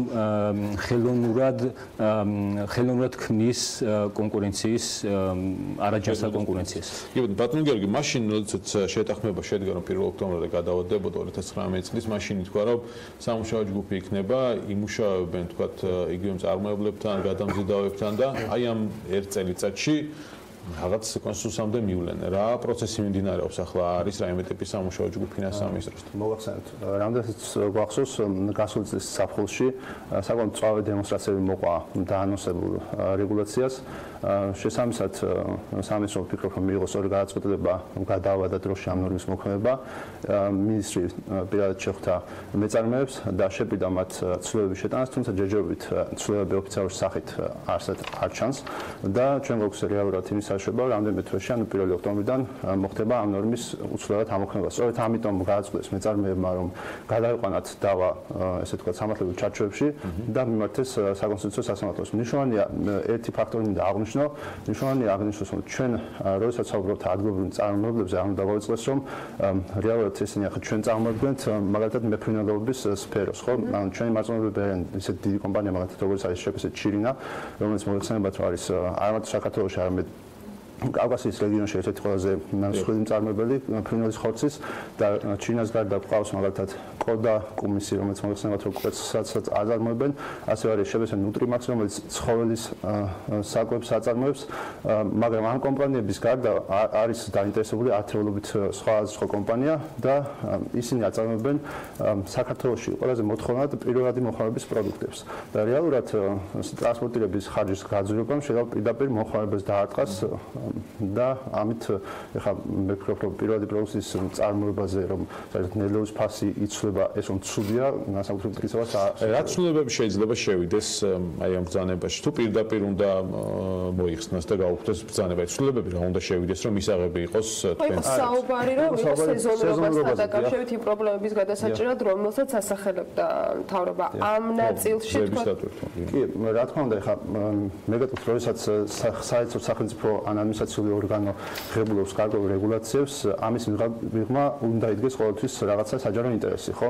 როდესაც სამინისტრომ გამოსცა ეს ნორმატიული აქტი, მინისტრის საჯარო განცხადებაში მოვისმინეთ, რომ მისი მიზანი იყო ტურიზმის ხელშეწყობა და ლარსის საბაჟო გამშველი პუნქტის განტვირთვა, ზედმეტი, ესე ვთქვათ, საცხოვრებისგან, ხო? ბუნებრივია, ხო, ტურიზმის განვითარების წინააღმდეგი არავინ არ არის, თუმცა როდესაც ადმინისტრაციული ორგანო ღებულობს გარკვეულ გადაწყვეტილებას, ყოველთვის უნდა მოხდეს შეფასება კერძო და საჯარო ინტერესების, ხო? და გადაწყვეტილება უნდა მიღებული იქნას მათი ბალანსის და ესე ვთქვათ ურთიერთშეჯერების საფუძველზე. ჩვენ შემთხვევაში მინისტრის საჯარო განცხადების მიღმა არ ყოფილა წარმოქმნილი არავითარი კვლევა, რომელიც დაადასტურებდა, რომელიც ცხადყოფდა თუ რაში მდგომარეობს კონკრეტულად პრობლემა საბაჟო განშრომის პუნქტის, შეუძლია თუ არა სახელმწიფოს მიიღოს დამატებითი ზომები ამ პრობლემების გადასაჭრელად და რეალურად რატომ უშლის მაინც და მაინც ხორბალი დაუშვათ ხელს ამ ტურიზმის განვითარებას, ხო? ამიტომ ვფიქრობ, რომ სამინისტროს პოზიცია ამ შემთხვევაში არ არის საკმარისად არგუმენტირებული, თორემ არავინ არის წინააღმდეგი იმის, რომ რაღაცა სხვა ფორმით მოხდეს ამ პრობლემების გადაჭრა. თუ კი იქნება საკუთრივ სასამართლოს მხრიდან დაკმაყოფილება, პირველ რიგში მაინტერესებს რამდენად იმედიანად ხართ განწყობილი, რომ მოესწრება ვიდრე ეს ბრძანება ძალაში შევა იქამდე საკონსტიტუციო სასამართლოს გადაწყვეტილების მიღება და მეორე მხრივ თუ კი იქნება დაკმაყოფილებული თქვენი მოთხოვნა, თუ კი ფინანსთა სამინისტრომ შეცვალა შინაარსი და ვისაუბრეთ სეზონურობაზე, ამ ფორმით იქნება შეთავაზება, ამ შემთხვევაში ეს რამდენად არის კონსტიტუციასთან წინააღმდეგობაში ბრძანების შინაარსი. კიდევ ერთ შინაარსს აკეთებ გამახვილ ყურადღებას და შემდეგ თქვენ კითხვას გავცემ პასუხს. ერთ-ერთი კიდევ მნიშვნელოვანი არგუმენტი ჩვენი არის ის, რომ როდესაც სახელმწიფო იღებს რაიმე სახის ნოვაციას კანონმდებლობაში, ამ ნოვაციამ არ უნდა დაარღვიოს სამართლებრივი ნდობის პრინციპი ქვია ამას, ანუ ამ მეწარმე სუბიექტებს ბაზარზე აქვს გარკვეული ნდობა და სტაბილურობის განცდა, რომ სახელმწიფო ისე არ შემოიჭრება ამ სფეროში, რომ მათ რაღაც გადაწყობა მოუწიოთ სხვა საკითხებზე, ამიტომ ესეც ძალიან მნიშვნელოვანია და აქ გასათვალისწინებელია ის, რომ მინისტრის ბრძანებით რეგულირდება ეს ყველაფერი და მინისტრს ყოველ დღე შეუძლია დღეში რამდენჯერმე შეცვალოს ეს ბრძანება და აქ ვთვლით, რომ აი ასეთი რეგულირება და მით უმეტეს უკვე სამჯერ შეიცვალა ეს ბრძანება გარკვეულ სამართლებრივი ნდობის პრინციპსაც არღვევს და ქმნის არასტაბილურ გარემოს ბაზარზე და ესეც ძალიან პრობლემური არის. რაც შეეხება თქვენ კითხვას, თუ ნორმა შეიცვლება ეს სარჩელის ახალი ნაშეტანის საფუძველი გახდება, იმიტომ რომ თუ ნორმა იცვლება წარმოებაში მიღებამდე საკონსტიტუციო სამართლოს შეუძლია რომ არ მიიღოს წარმოებაში ეს საკითხი და მოგვიწევს უკვე ახალი სარჩელის შეტანა, თუმცა შეიძლება ანუ რაც შეეხება დაკმაყოფილებას და მოსწრებას კიდევ დაგჭირდება თუ კი იქნება სეზონურობასთან დაკავშირებით ნორმის ცვლილება, დაკორექტირება ამ მიმართულებით კიდევ დაგჭირდებათ როგორ ფიქრობთ საკონსტიტუციო სასამართლოსთვის მიმართვა და აქ უკვე იარსებებს ისევ საფუძველი, რომელზეც დღეს თქვენ სარჩელს ამყარებთ? ნუ შეიძლება ისეც მოეწყოს, რომ გარკვეულწილად მისაღები იყოს ამ ადამიანებისთვის, ვინაიდან დღეს შეზღუდვა არის ბლანკეტური, როგორც გიორგი აღნიშნა, მხოლოდ ერთი არგუმენტი იყო გაჟღერებული რაღაც ტურიზმის განვითარების ხელშეწყობა, თუმცა ეს შეზღუდვა არა მხოლოდ ზემოლარსის გამშვებ პუნქტს, არამედ მთლიან საქართველოში საბაჟო გამშვებ პუნქტებზე არის დაწესებული და მაშინ გაუგებარია, რატომ არის საჭირო ესეთი ბლანკეტური შეზღუდვა, თუ მხოლოდ ზემოლარსზე არის ტურისტული მოძრაობის პრობლემა. ამიტომ თუ ეს თანაზომერების ტესტით ფასდება ეს საკითხი და თუ გარკვეულწილად ჩავთვლით, რომ თანაზომერების ტესტს აბალანსებს, ანუ სახელმწიფო წარმოადგენს არგუმენტებს, რომ იგი ბლანკეტურად კი არ ზღუდავს, არამედ გარკვეულწილად ითვალისწინებს ამ ადამიანის ინტერესებს, თუმცა მეორე მხრივ თითქმაც რაღაც გარკვეული მიზნის მიღწევა უნდა, მაშინ შეძლო რომ ამ სარჩელის ახალნაშტან აღარ გახდეს. ანუ ამ საქმეს აქვს პერსპექტივა, რომ არ იყოს სასამართლოში, თუ ისე შეიცვალა, როგორც თქვა, წარმოებლებს სურთ და იქნება მისაღები, შეიძლება არც გახდეს დავა საკონსტიტუციო საჭირო. კი, რა თქმა უნდა, ესეც ჩვენთვის საქმის მოგება იქნება ფაქტურად, ჩვენი მიზანი რა თქმა უნდა კონსტიტუციური ნორმის არაკონსტიტუციურობა არის, ჩვენი მიზანი არის რომ არაკონსტიტუციური ნორმები არ გვქონდეს. ვადები როგორ აქვს საკონსტიტუციოს, ანუ 1 ოქტომბრამდე მოესწრება თუ არა ამ პროცესის დასრულება. ერთ-ერთი ვადა აქვს საკონსტიტუციო სამართლოს, ეს ცხრათვენი ვადა არის წარმოებაში მიღების საკითხი ხილავს ხოლმე სარჩელის, დანარჩენი ვადები გაზრდების გამოტანის ვადა არ აქვს, ამიტომ ამაზე ზუსტი პასუხის გაცემა ცოტა რთული არის. კარგით, მაშინ ბატონ გიორგი თქვენ დაგივსებთ ბოლო კითხვას, იმ ყველაფრიდან გამომდინარე, რაც ახლა ბატონი ედუარდი საუბრობდა იმ შესაძლებლობაზე, რომ დროსაც საკონსტიტუციო სამართლის განხილვასაც თავი ავარიდოთ, თუ ხართ მზად, რომ ფინანსთა სამინისტროსთან გაგრძელდეს მოლაპარაკება, თუ არსებობს კომუნიკაცია ამ დროისათვის რაიმე ფორმით, ან თქვენი მხრიდან ინიციატივა თუ შეიძლება რომ უახლოეს მომავალში დაფიქსირდეს. ჯერჯერობით ჩემი ინფორმაციით კომუნიკაცია ამ სუბიექტებს და სამინისტროს შორის ჯერჯერობით არ არის, თუმცა როგორც აღნიშნე, არავინ არის წინააღმდეგ იმის, რომ მოლაპარაკება შედგეს პირიქით ჩვენ სწორედ ამისკენ მოუწევთ სამინისტროს და მიმაჩნია, რომ ყოველ რამე დამოკიდებულია როგორც ჩვენს მარწმუნებლებზე, ასევე თვითონ სამინისტროს და სახელმწიფოს პოზიციაზე. იმედი მაქვს, რომ ეს ყველაფერი მოგვარდება და დროსთან დაკავშირებით არ იქნება პრობლემები. გიორგი კეწაძეს ადგილობრივი წარმოებლების წარმომადგენელს და ედუარდ მარიკაშვილს საქართველოს დემოკრატიული ინიციატივის იურის მასპინძლობდით საქმიანი დილის ეთერში. საქმე შეეხება, როგორც გითხარით, ჯერ კიდევ შემოდგომაზე მცხოვრებისა და წარმოებლების მიერ გამართულ აქციებს, როდესაც ისინი ფინანსთა სამინისტროს მიერ მიღებულ ბრძანებას აპროტესტებდნენ, რომლის თანახმადაც სატრანსპორტო საშუალებით ხორბლის შემოტანა საქართველოში იგრძელებოდა. ეს ნორმა 1 წლით გადავადდა, თუმცა 1 ოქტომბერს 2019 წლის 1 ოქტომბერს სასამოქმედებელი ნორმა თავის მხრივ კვლავ შეზღუდავს მწარმოებლებს, რომელიც სახმელეთო გზით არიან ხორბლის შემოტანების საქართველოში. ნახოთ საკონსტიტუციო სასამართლოს გადაწყვეტილება როგორი იქნება, მიიღებს თუ არა წარმოებაში და საბოლოო ჯამში ამ დრომდე ფინანსთა სამინისტროსთან კომუნიკაცია შეცვლის თუ არა ივანე მაჭავარიანის ბრძანებას. ამ თემებზე ვსაუბრობდით და მომავალშიც არაერთხელ დაუბრუნდებით საკითხს, მივყვებით ყველა სიახლეს, რომელიც წარმოებლებისა და ფინანსთა სამინისტროს კომუნიკაციის შედეგად წარმოიქმნება. მცირე სარეკლამო პაუზის შემდეგ უკვე სხვა თემაზე, სხვა სტუმრებთან ძალიან საინტერესო თემაზე ვისაუბრებთ. ამინდის პროგნოზის სპონსორია სადაზღვევო კომპანია უნისონი. თავისუფალი დაზღვევა თქვენი სიმშვიდისათვის.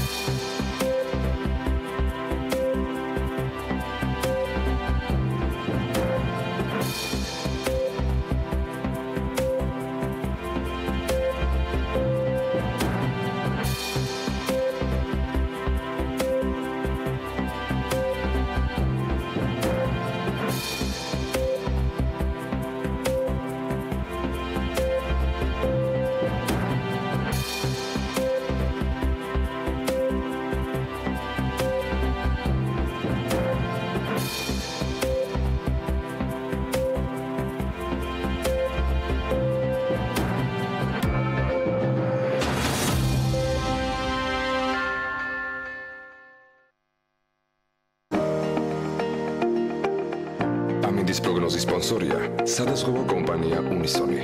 თავისუფალი დაზღვევა თქვენი სიმშვიდისათვის.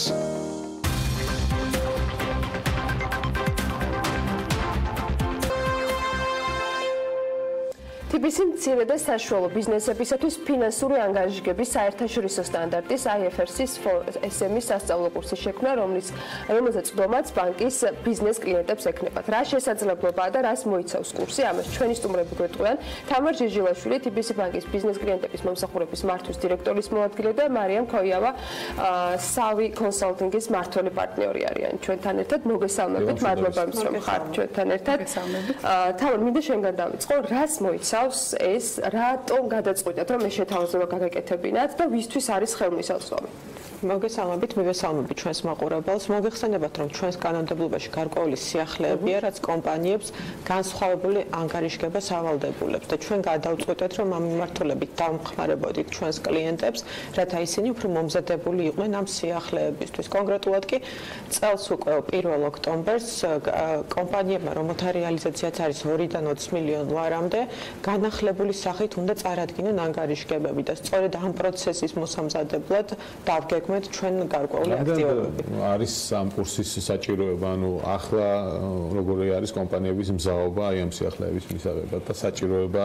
მოდი გადავწყვეტ, რატომ ვკითხოთ ამ შემთხვევაში მარიამთან, როგორ შეარჩიეთ მარიამის კომპანია, სავი კონსალტინგი და რატომ შეარჩიეთ მათი თქვათ მომსახურება, ამისათვის რომ თქვენი კლიენტებისთვის დახმარება გაგეწიათ. დიახ, ჩვენ დავიწყეთ მოძიება ბაზარზე, რა შესაძლებლობებია და კონკრეტულად ამ კომპანიას შემოგთავაზა ჩვენ კურსი, რომელიც სპეციალურად არის მორგებული ამ საჭიროებას.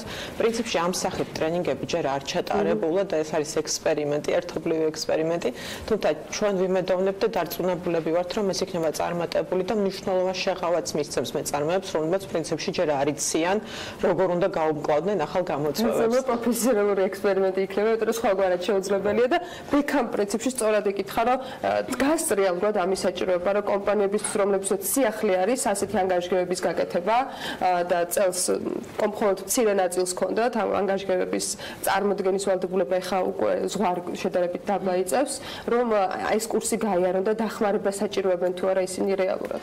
მოგახსენებთ, კითხვა ძალიან საინტერესოა. პრინციპში მოთხოვნა მსგავსი ცოდნის მიღებისთვის ძალიან მაღალია დღეს საქართველოში.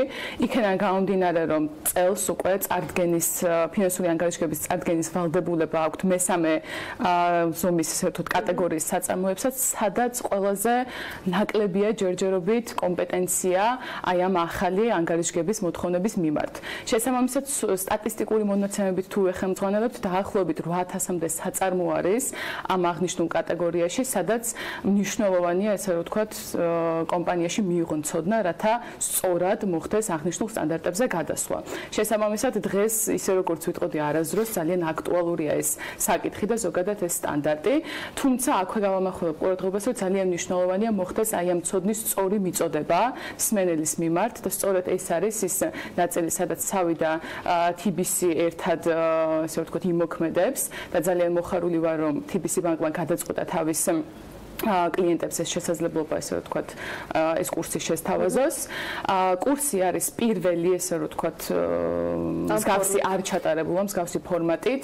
ფორმატს მინდა გავუსვა ხაზი, ეს არ არის ერთჯერადი ერთი ან ორი შეხვედრა, ეს არის მთელი სასწავლო პროგრამა, რომელიც ითვალისწინებს დაახლოებით 35 საათიან ჯამურ კურსს, სადაც გათვალისწინებულია ძალიან ესეთი მნიშვნელოვანი შეფასების კრიტერიუმებით, თავისი ტესტირებებით.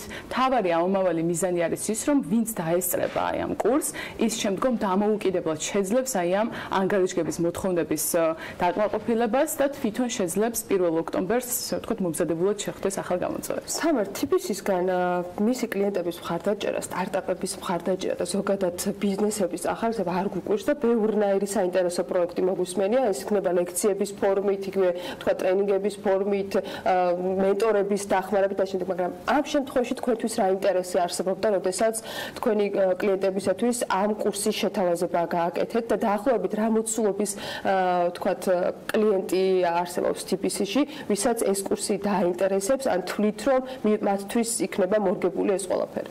ზოგადად საჭიროება წარმოშვა იმ მოთხოვნებმა, რომლებიც ჩვენ ვიგრძნით, რომ კომპანიებს აქვთ.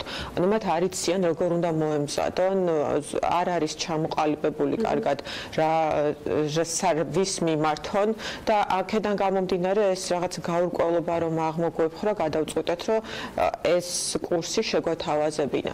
ზოგადად რაც შეეხება მარიამმა როგორც აღნიშნა, საკმაოდ დიდი რაოდენობაა კლიენტების, ვისაც ასეთი საჭიროება აქვს და მნიშვნელოვანია რომ დროულად დაიწყო მზადება, ვინაიდან ოქტომბრამდე არც თუ ისე ბევრი დროა დარჩენილი და საკმაოდ სერიოზული საქმიანობის განხორციელება შესაძლებლობას, ან როდიდან შეუძლია და ვის შეუძლია დარეგისტრირდეს, ან ვის უნდა მიმართონ თქვენთან, ამ შემთხვევაში მის ბანკთან უნდა იყვნენ კოორდინაციაში თუ პირდაპირ კომპანიასთან, რომ ამ კურსზე ჩაეწერონ, თუ ალბათ ყველას ერთდროულად თქვათ სალექციო კურსი ვერ ჩაუტარდება. დიახ, ეს არის პირველი, როგორც უკვე აღნიშნავ, დავაკვირდებით, პირველი სატესტო ჯგუფი შევხედავთ, მე იმის მიხედვით გადავწყვეტ რა არის შესაძლებელი, რა არის დასამოდიფიცირებელი. ამ ეტაპზე ჩვენ პროაქტიულად დავუკავშირდებით კლიენტებს და ვიცით ჩვენ კლიენტებს, რომლებსაც აქვთ ამის საჭიროება. შესაბამისად ვეცდებით, რომ წლის ბოლომდე მაქსიმალურად ბევრი ბიზნესის წარმომადგენელი მოვიცვათ. ანუ ერთ კურსს რამდენი გაივლის ერთად, ანუ ჯგუფი რამხელა იქნება მიმდინარეობის დროს, რომ ვთქვათ განსაზღვროთ ოქტომბრამდე რამდენი კურსი შეიძლება მოესწროს და რამდენი ადამიანი შეიძლება რომ გადამზადდეს. ჯგუფში ჩვენი მოთხოვნიდან გამომდინარე მაქსიმალური რაოდენობა დამსწრების იქნება 20, ვინაიდან ეს არის ინტენსიური კურსი და ფორმატი აუცილებლად, ისე ვთქვათ, ვიწრო წრეში უნდა შენარჩუნდეს. რაც შეეხება ჯგუფების რაოდენობას, აქვე მინდა გავაჟღერო ის ფაქტიც, რომ სავის ყავს ძალიან ბევრი გამოცდილი და კარგი ტრენერი IFRS-ის მიმართულებით, იმიტომ რომ ჩვენ ამ ბაზარზე აქტიურად ვართ წარმოდგენილები უკვე 3 წელია. შესაბამისად, კურსების ინტენსივობა, თვითონ ჯგუფების ინტენსივობა ეს აბსოლუტურად უკვე ესე რომ ვთქვათ შეთანხმების საკითხია იმ კუთხით რომ პარალელურად შეიძლება ძალიან ბევრი 5-6 ჯგუფის პარალელურად გაშვებაც. პრინციპში ჩვენ თებერვლიდან უკვე ვფიქრობთ ორი პარალელური ჯგუფის ჩაშვებას იმ კუთხით რომ ნახოთ ეს საცდელი ჯგუფები რა შედეგის მომტანი იქნება, რამდენად საჭირო იქნება გარკვეული მცირე ცვლილებების შეტანა, თუმცა იმედი გვაქვს რომ არანაირი ცვლილების შეტანა არ იქნება საჭირო ამ სასწავლო პროგრამაში, იმიტომ რომ ძალიან დიდი დრო, ენერგია და რესურსი დაიხარჯა იმისთვის რომ აი აქამდე მივსულიყავით და შემდგომ უკვე გაზაფხულიდან ვიტყოდი ალბათ აპრილი-მაისიდან და ზაფხულის პერიოდი ინტენსივობა ჯგუფების რაოდენობა გვინდა რომ გაიზარდოს, იქიდან გამომდინარე რომ მაქსიმალურად ბევრი საწარმო მოვიცვათ 1 ოქტომბრამდე. აი რა თქვენ 35 საათი ახსენეთ და ეს რა ვადას გულისხმობს, რამდენად ინტენსიური შეიძლება იყოს, იმიტომ რომ ჩვენ საუბრობთ კომპანიებზე, რომლებიც საკმაოდ დიდი მოცულობის ბუროაზე არის, მათ თავიანთი საქმე აქვს და პარალელურად მესმის რომ არიან გამოწვევის წინაშე რომ მათ უნდა გააკეთონ ეს ანგარიშგებები, მაგრამ მათ ჭირდებათ მიმდინარე თქვათ იგივე ფინანსური პროცედურების და ოპერაციების კონტროლი და ჩატარება. როგორ ნაწილდება და რა ასე ვიტყვი გეგმას თავაზობთ სალექციო კურსების? კი ბატონო, გეგმა გვაქვს ამ ეტაპზე ორნაირი და ამ გეგმით იმედი მაქვს რომ ბოლომდე ესე რომ ვთქვათ წავალთ. პირველი ეს არის აი ამ 35 საათის განაწილება 12 შეხვედრის განმავლობაში, ანუ ფორმატი გვაქვს კვირაში 2-ჯერ 3-3 საათით, რაც ჯამში დაახლოებით 6 კვირა გაგრძელდება, იმიტომ რომ აქ არის პრინციპული რომ დამსწრეს შეხვედრიდან შეხვედრამდე მივცეთ საკმარისი დრო იმისთვის რომ ესე რომ ვთქვათ დავალებები მოამზადოს, წაიკითხოს, გაეცნოს აი ამ მასალას, იმიტომ რომ მასალა ტექნიკურია და მას მნიშვნელოვანი დროის დათმობა სჭირდება. მეორე ფორმატი, რომელსაც უკვე ზაფხულიდან ავამოქმედებთ, რაც ესე ვთქვათ გეგმაში არის, ეს არის კვირაში ერთხელ შეხვედრები, ოღონდ უფრო ხანგრძლივი, ვთქვათ აი 6 საათიანი შეხვედრები, რომელიც ალბათ უქმე დღეებზე იქნება უფრო განაწილებული იმისთვის, რომ მაქსიმალურად კომპანიებს ხელი შეუწყოთ იმ კუთხითაც, რომ თანამშრომელი თავის ჩვეულ ესე ვთქვათ რუტინას დიდი ხნის განმავლობაში არ მოვაცდინოთ, ხო, ეს არის ძალიან მნიშვნელოვანი. არ მივესალმებით ფორმატს გადაბმული, აი თქვათ 5 დღე ინტენსივურად მთელი დღის განმავლობაში ჩატარების, იმიტომ რომ პრაქტიკამ გვაჩვენა, რომ ამ დროს მხოლოდ ზედაპირული ცოდნა გააქვს დამსწრეს, რაც ამ შემთხვევაში ჩვენი მიზანი არ არის. ჩვენი მიზანი არის, რაც შეიძლება კონკრეტული ცოდნით და კონკრეტული მითითებებით წავიდეს ჩვენგან დამსწრე. ანუ სერტიფიცირებულები იქნებიან, როდის ამ კურსს დაამთავრებენ, ხო? სერტიფიკატების გაიცემა, ბოლოს გამოცდები იქნება, ანუ მე გულისხმობ რაც რომ გამომდინარე მოცულობიდან იმას არის, რომელიც უნდა გაიარონ, საკმარისია თუ არა ეს 35-დან, ანუ მთლიანად გაეცნობიან თუ არა პროცესს, რომელიც საჭიროა მათი კომპანიებისთვის. მოგახსენებთ, თვითონ IFRS 4SME ცოტა ტექნიკურ დეტალში რა ჩავიდეთ, შედგება 35 განყოფილებისგან. აქედან ნაწილი ძალიან მცირე არ არის საერთოდ ქართული აქტუალურობისთვის მნიშვნელოვანი. შესაბამისად ამ ასე ვთქვათ მასალის მოცვას არ ვაპირებთ, იმიტომ რომ არასდროს არავის აქ არ გამოადგება. რაც შეეხება მნიშვნელოვან კომპონენტებს, კურსი შედგენილია ისე, რომ აბსოლუტურად ეს იქნება მომსახურების სფეროს წარმოებელი კომპანიის თუ ნებისმიერი ასე ვთქვათ ინდუსტრიის წარმომადგენელს შეეძლოს სრულიად გაეცნოს ესე ვთქვათ ამ მოთხოვნებს. ეს რაც შეეხება მოცვის მხარეს, ხოლო რაც შეეხება სერტიფიცირებას, როგორც მოგახსენეთ, მნიშვნელოვანია რომ ცოდნა გაიტანოს დამსწრემ და აქედან გამომდინარე შეფასების მეთოდები და კრიტერიუმები გვაქვს უკვე დანერგილი, რაც მხოლოდ გამოცდებს არ გულისხმობს, გულისხმობს დასწრებასაც, დავალებებსაც და ასე შემდეგ. შესაბამისად, სერტიფიკატი აუცილებლად გაიცემა თავისთავად უკვე ისეთ პიროვნებებზე, ვინც წარმატებით დაასრულებენ ამ კურსს. ძალიან მოკლე პასუხი მინდა, თამარ, ამ ყველაფერს რო უზრუნველყოფთ CPC გავიგეთ და ამ ყველაფერთან დაკავშირებით თქვენ უზრუნველყოფთ კონტაქტს, მაგრამ დაახლოებით რა მოცულობის კლიენტებს შესთავაზებთ ამ მომსახურებას? ვინაიდან ზუსტად არ ვიცით კურსს რა სახით დავტოვებთ, ანუ რამდენი საათი დაგჭირდება, შეიძლება გასაცდელი იყოს, შეიძლება შესამცირებელი, რომ მაქსიმალურად ეფექტური იყოს. აქედან გამომდინარე ამ ეტაპზე ამ ზუსტი პასუხი არ მაქვს, თუმცა ჩვენი მიზანი არის, რომ მაქსიმალური რაოდენობის კომპანიებს გავატაროთ ეს ტრენინგი. ოქტომბრის შემდეგაც რა თქმა უნდა, იმიტომ რომ შეუძლებელია ამ პერიოდში მოსწრება, ისეთი რაოდენობის კომპანიები დაასახელა მარიამას საქართველოში არის დაახლოებით 8000 კომპანია, რომელიც ასეთი ტიპის აღრიცხვაზე უნდა გადავიდეს. აუცილებლად 1 ოქტომბრის შემდეგაც დარწმუნებული ვართ, რომ კომპანიის წარმომადგენლებს ძალიან ბევრი კითხვები ექნებათ, რომელსაც დასჭირდებათ კომპეტენტური პასუხი და ჩვენ ამაში აუცილებლად დავეხმარებით. და ეს ძალიან მნიშვნელოვანი შეთავაზებაა, ნამდვილად, იმიტომ რომ ეს ანგარიშგები, რომელიც მედისთვის ძალიან საინტერესოა, აქ უნდა და აღნიშნულიც გამოგვეყნეს არაჩვეულებრივი ინფორმაციის წყაროს წარმოადგენენ. თვითონ ამ ბიზნესებისათვის მნიშვნელოვანი არის სწორედ ამ საკმაოდ რთულ მიმართულებაში გასარკვევა და საკმაოდ რთულ ინფორმაციის გადამუშავებაში დასახმარებლად და მე მგონი ძალიან საინტერესო შეთავაზებაა TBC ბანკის მხრიდან და არაჩვეულებრივ შესაძლებლობა ასევე სავი კონსალტინგის მხრიდან. მადლობა თქვენ და დარწმუნებული ვარ რომ ყველა სიახლესთან დაკავშირებით ასევე ჩვენი მაყურებლები და TBC-ის კლიენტები იქნებიან მუდმივად ინფორმირებული. პირველ ეტაპის შედეგებსაც ველოდებით ცხადია და იმის შემდეგ ძალიან საინტერესო იქნება ამ ნაწილში და ანგარიშგებს ხო თავისთავად ველოდებით. თამარი ჟილაშვილს TBC ბანკის ბიზნეს კლიენტების მომსახურების მართვის დირექტორის მოადგილის და მარიამ ქოიავას სავი კონსალტინგის მართულ პარტნიორს მასმესლობთ საქმიანი დილის ეთერში წარმატებული დღემდე და წარმატებული საქმიანობა მომავალში. წარმატებული და ბედნიერ დღეს გისურვებთ ასევე თქვენს დღის განმავლობაში საინტერესო სიახლეები საქმის კურსში ფექაპაცი გადაჩვენებთ. ახლა კი პირველ სერიაში გქონდ დღის ამბების დროას.